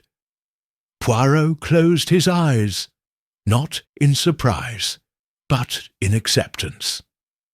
The Willoughby case had begun with a fire, a twice-burned note, and had ended by revealing a map that spanned centuries of deliberate silence. And now, it seemed, that map kept growing. That same evening, Poirot called William Lennox. "My friend, I'm afraid your studies must continue. What did you find?" "Building. More clue. Not proof, but a compass, and a warning. What you're unearthing isn't a dead story. It's a buried, living story. And do you think there are still those who would prefer that it not come to light?" "Oh, certainly. But remember, those who fear the truth are those who have already been silently defeated by it." Meanwhile, Margaret, still unaware of the new piece Poirot had discovered, was walking through the gardens of the Bodleian Library, a notebook in her hand. She was preparing a second work, not a sequel, but an answer. It would be titled The Notebook of Answers. The first line was already written. For centuries we were asked if we had the right to speak. This time we will ask the questions.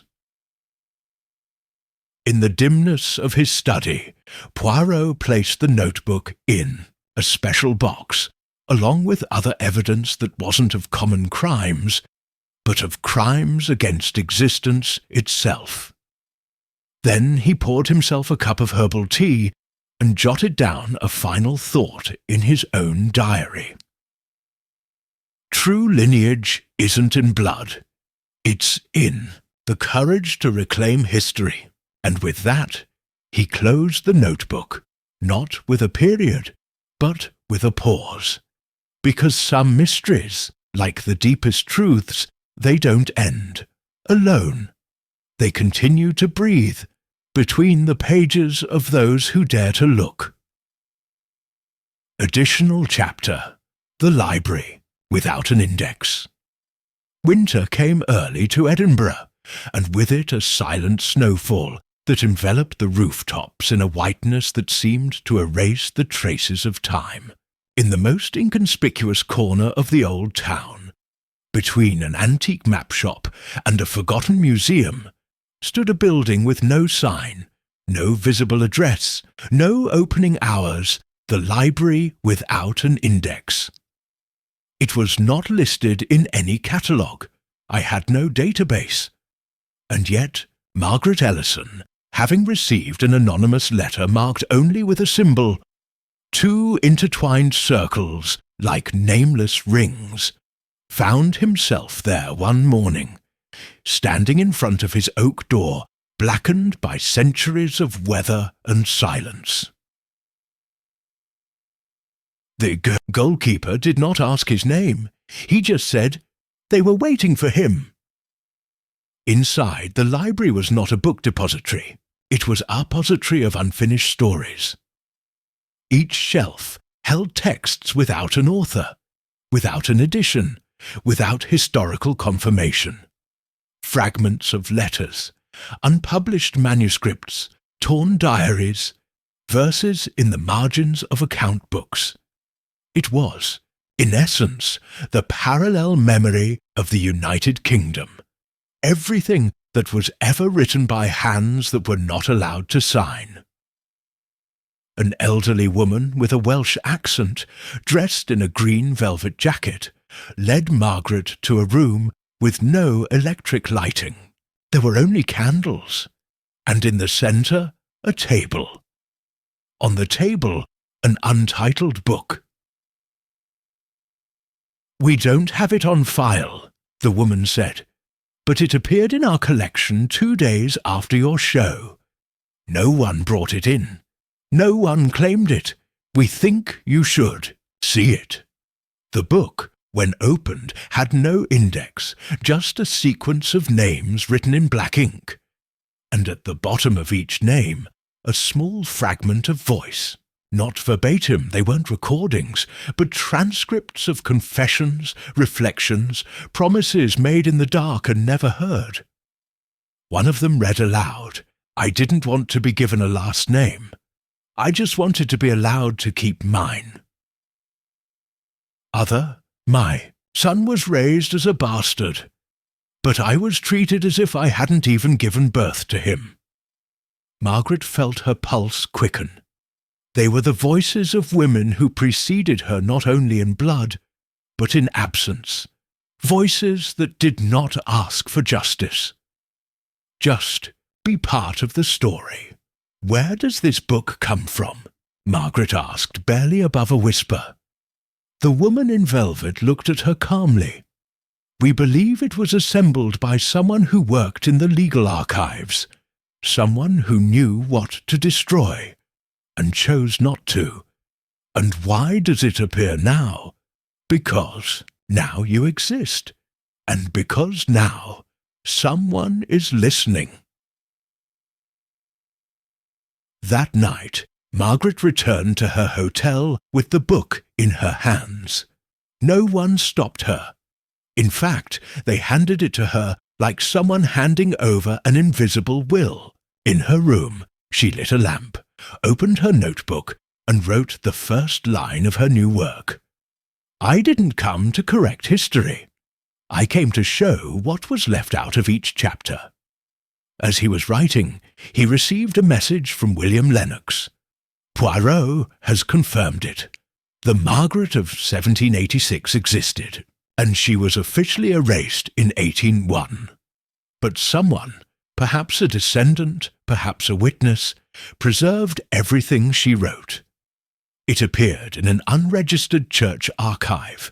The date of the last manuscript, March 1st, 1801, signed M.E. in case someone ever remembers I was here." Margaret put the pen on the table. He got up. He opened the window. The snow continued to fall slowly, as if it were now descending not to cover the past, but to reveal it letter by letter. Across the channel, in his Parisian apartment, Poirot marked with a red ribbon the notebook that now topped his special bookshelf, The Returned Voices, the voice that returns. And as the night grew around him, the detective closed his personal notebook with one last note. "In the end, I didn't solve a crime. I accompanied a truth, and that also requires method." Final chapter, Where the Paper Breathes. It was night in Oxford, and the city, accustomed to keeping its words between stone and shadow, seemed to also keep its breath. In the Radcliffe Camera Library, closed to the public but silently alive, Margaret Ellison. Columns of official history, holding something that belonged on no shelf. The indexless book, delivered days before to Edinburgh, now hand-annotated with marginal marks, underlined names, crossed out and recovered lines. In front of her was a tier, empty display case, newly installed by the university for a special exhibition.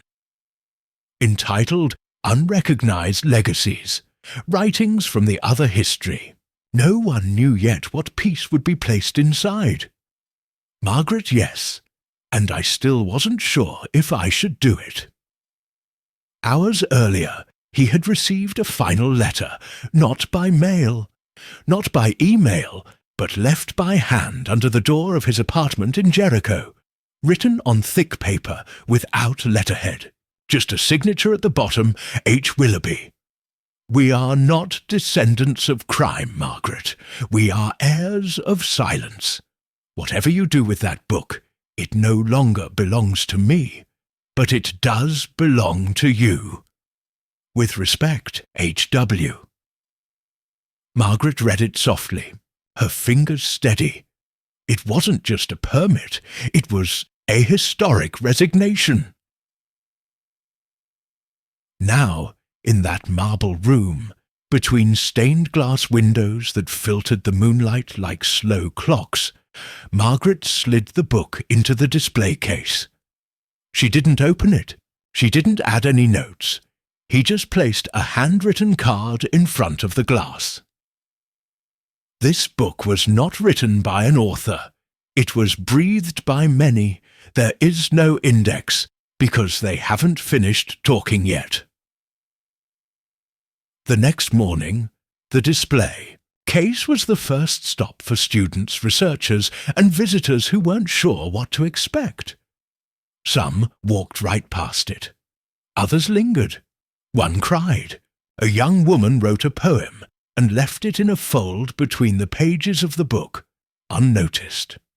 That afternoon, a social history professor noted the symbol on the cover, the two intertwined circles. He would look for it later, and he wouldn't find it because that symbol did not belong to any coat of arms, era, a shared signature, a gesture, a recovery. In Paris, Hercule Poirot was reading his diary with a cup of hot chocolate. On page 9, a brief note read, "Margaret Ellison donates collective manuscript to Oxford. The book without an index is now part of the living catalogue of British female memory." Poirot folded the newspaper. He didn't smile, but he closed his eyes for a few seconds longer than necessary. "An index," he murmured, "is a promise of order. And sometimes disorder is what gives us back our soul."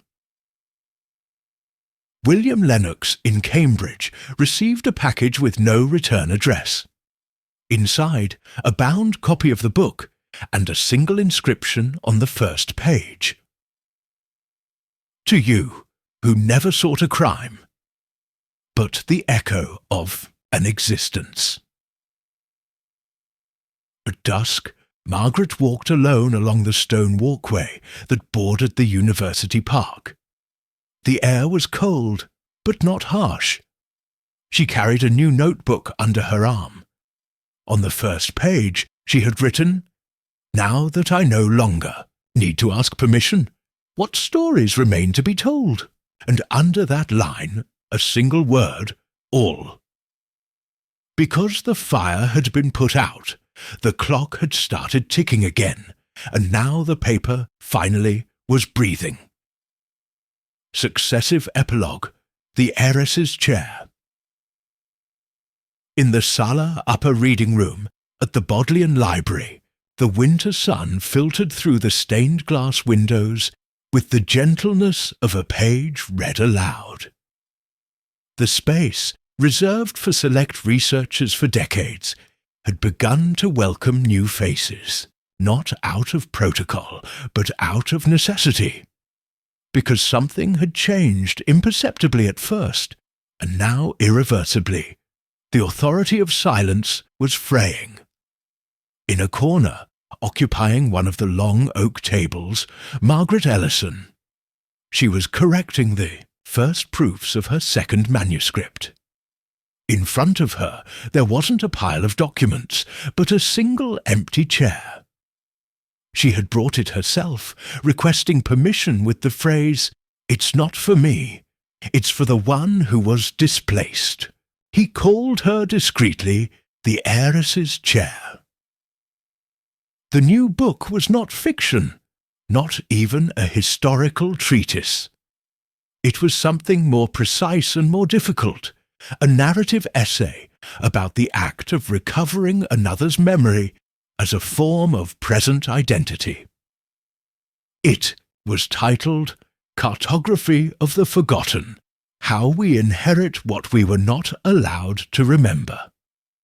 Each chapter began with a rescued handwritten note, a restored name, a recorded contradiction between public records and private voices.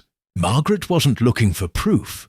She was looking for emotional coherence, that invisible line that connects what was not archived with what hurts today. In a final chapter, still untitled, I was rewriting the story of Juliana Fortescue, based on the deciphered letters William Lennox had sent her since his last expedition to the Kew archives. In them, Lennox confirmed that Juliana had been watched, not forgotten, that her silence was managed, her disappearance negotiated, and her son erased with bureaucratic precision. What disturbs me most, Lennox wrote, is not that history forgot her, but that there were people charged with making sure that happened, signed and dated. Margaret underlined that line 3 times. Then he wrote in the margin, "This is where crime begins." Shortly after, he received an unsigned note, slipping between his papers from the opposite side of the table. His handwriting was firm, unhurried. "I've read your first book. I've lived in the shadow of your second. I'm not descended from Juliana, but my grandmother was a midwife in Bath. She told me things no one wrote down. If you'll let me sit in that chair, I'll tell you what I saw as a child." Margaret looked up. He didn't see anyone, just the empty chair, and one certainty: the story did not end there. I was starting to be continued in others. In Paris, Poirot sat at his desk, reviewing a letter he had just received. It came from Margaret's editorial office. It was an advance copy of the table of contents for the new book. But this time, yes, there was an index. Names, dates, locations, links to salvaged letters. They were no longer scattered echoes. They were landmarks, navigational charts, return routes. Poirot ran his finger over an entry. Ellison, Margaret, current, Powell 229. Final reflection. Inheriting history is not repeating it, it is correcting it. The detective leaned toward his journal and added with his finest pen. Young Ellison did not solve a crime. He inherited it, read it, and wrote it down so that it would never happen again. Not all justice comes with judgment, some with a chair. The following week, the Bodleian Library hosted a group of oral history students. One of them, seeing the lonely chair next to the author, asked, "Why doesn't anyone sit there?" Margaret replied without looking up, "Because it's occupied by someone who, until recently, had nowhere to sit," and he continued writing. Outside, the snow was beginning to fall with a calm that was no longer silence. It was a promise. Concluding chapter: The Unsigned Legacy. The night before the official opening of the exhibition Cartographies of Silence, the Bodleian Library remained empty, except for a familiar figure walking silently through the galleries. Hercule Poirot, a guest of honour but a discreet assistant, walked among illuminated display cases, recognizing fragments of the case that, without having been judicial, had been more complex than many crimes solved in his career. The central display case housed the book without index, still untitled, with Margaret's original note at the bottom. Around it are classified documents, recovered testimonies, and the first family trees rewritten with the female lines restored. None framed as scandal, all as a balancing act. Poirot stopped in front of a small secondary glass case. Inside, barely visible under a sheet of linen, was the mantel clock recovered from the Marcus Club, still stopped at Dear Who Siwant. The heart of the lie, Poirot whispered. The heart of the lie. But it wasn't just a symbol. He knew that now. Inside the clock, as Margaret had discovered in later documents, had been hidden not a note or a manuscript, but an old notary card. Legal, precise, dated and witnessed by Lord Gerald Willoughby. It was a voluntary rectification, signed the year before his death, in which he renounced ownership of certain properties, declaring that his inheritance should be corrected according to moral truth, not inherited blood. Poirot had not read it publicly. Nobody had done it yet, because he was still waiting for the right moment, and that moment had arrived. The next morning, before a small audience, historians, genealogists, known and unknown descendants, some wearing restored names like new suits of armour, Margaret took the lectern, not as a ceremonial figure, but as a spokesperson.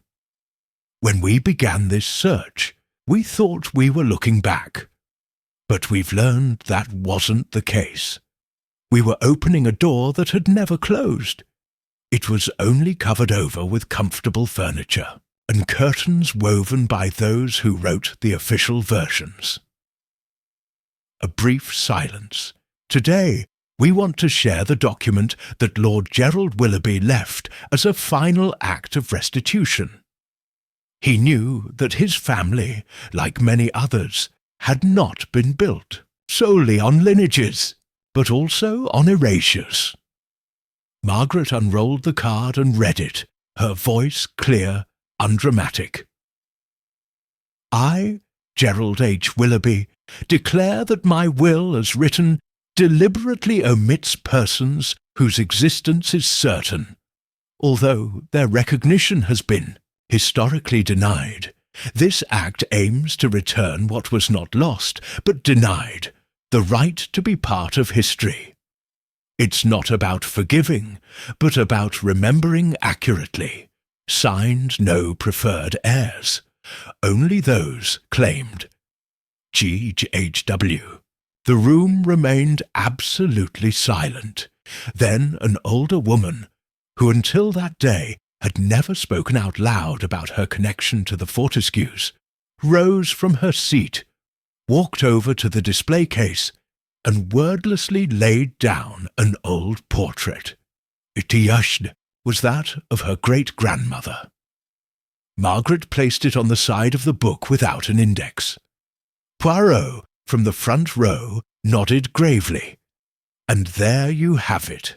The crime was the silence, and this is his sentence. Later, Poirot met Margaret.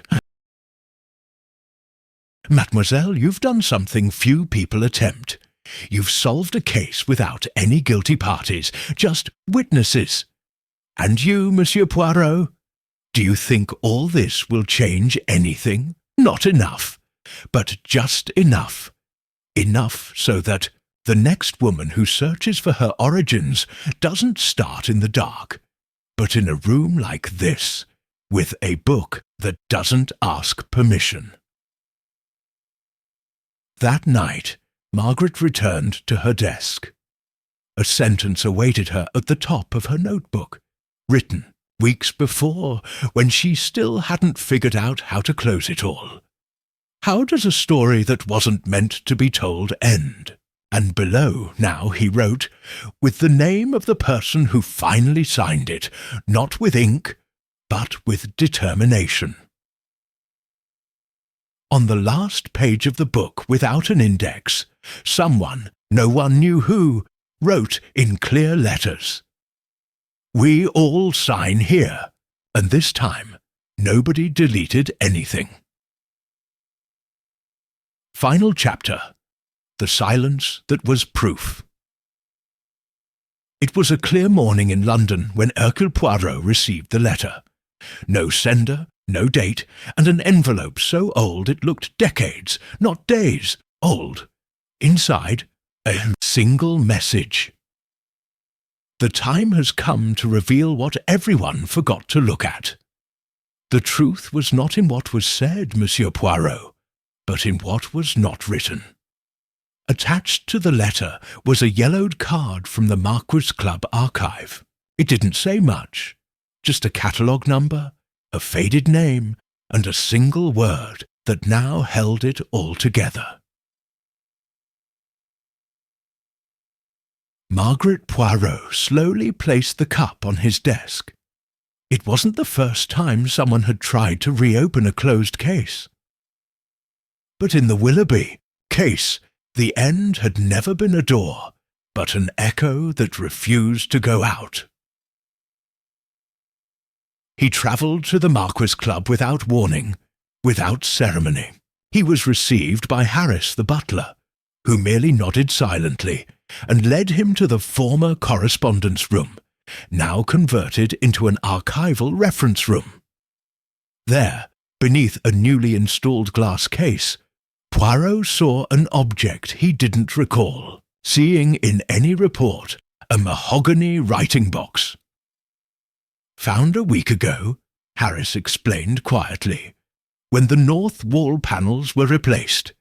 Sealed with a false back. No one had touched this room since before the fire." Poirot bent down. The box was open.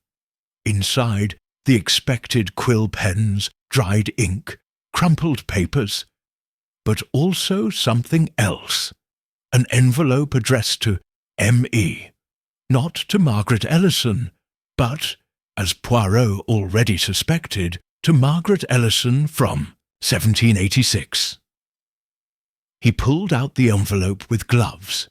Inside was a letter, written in fine but firm handwriting.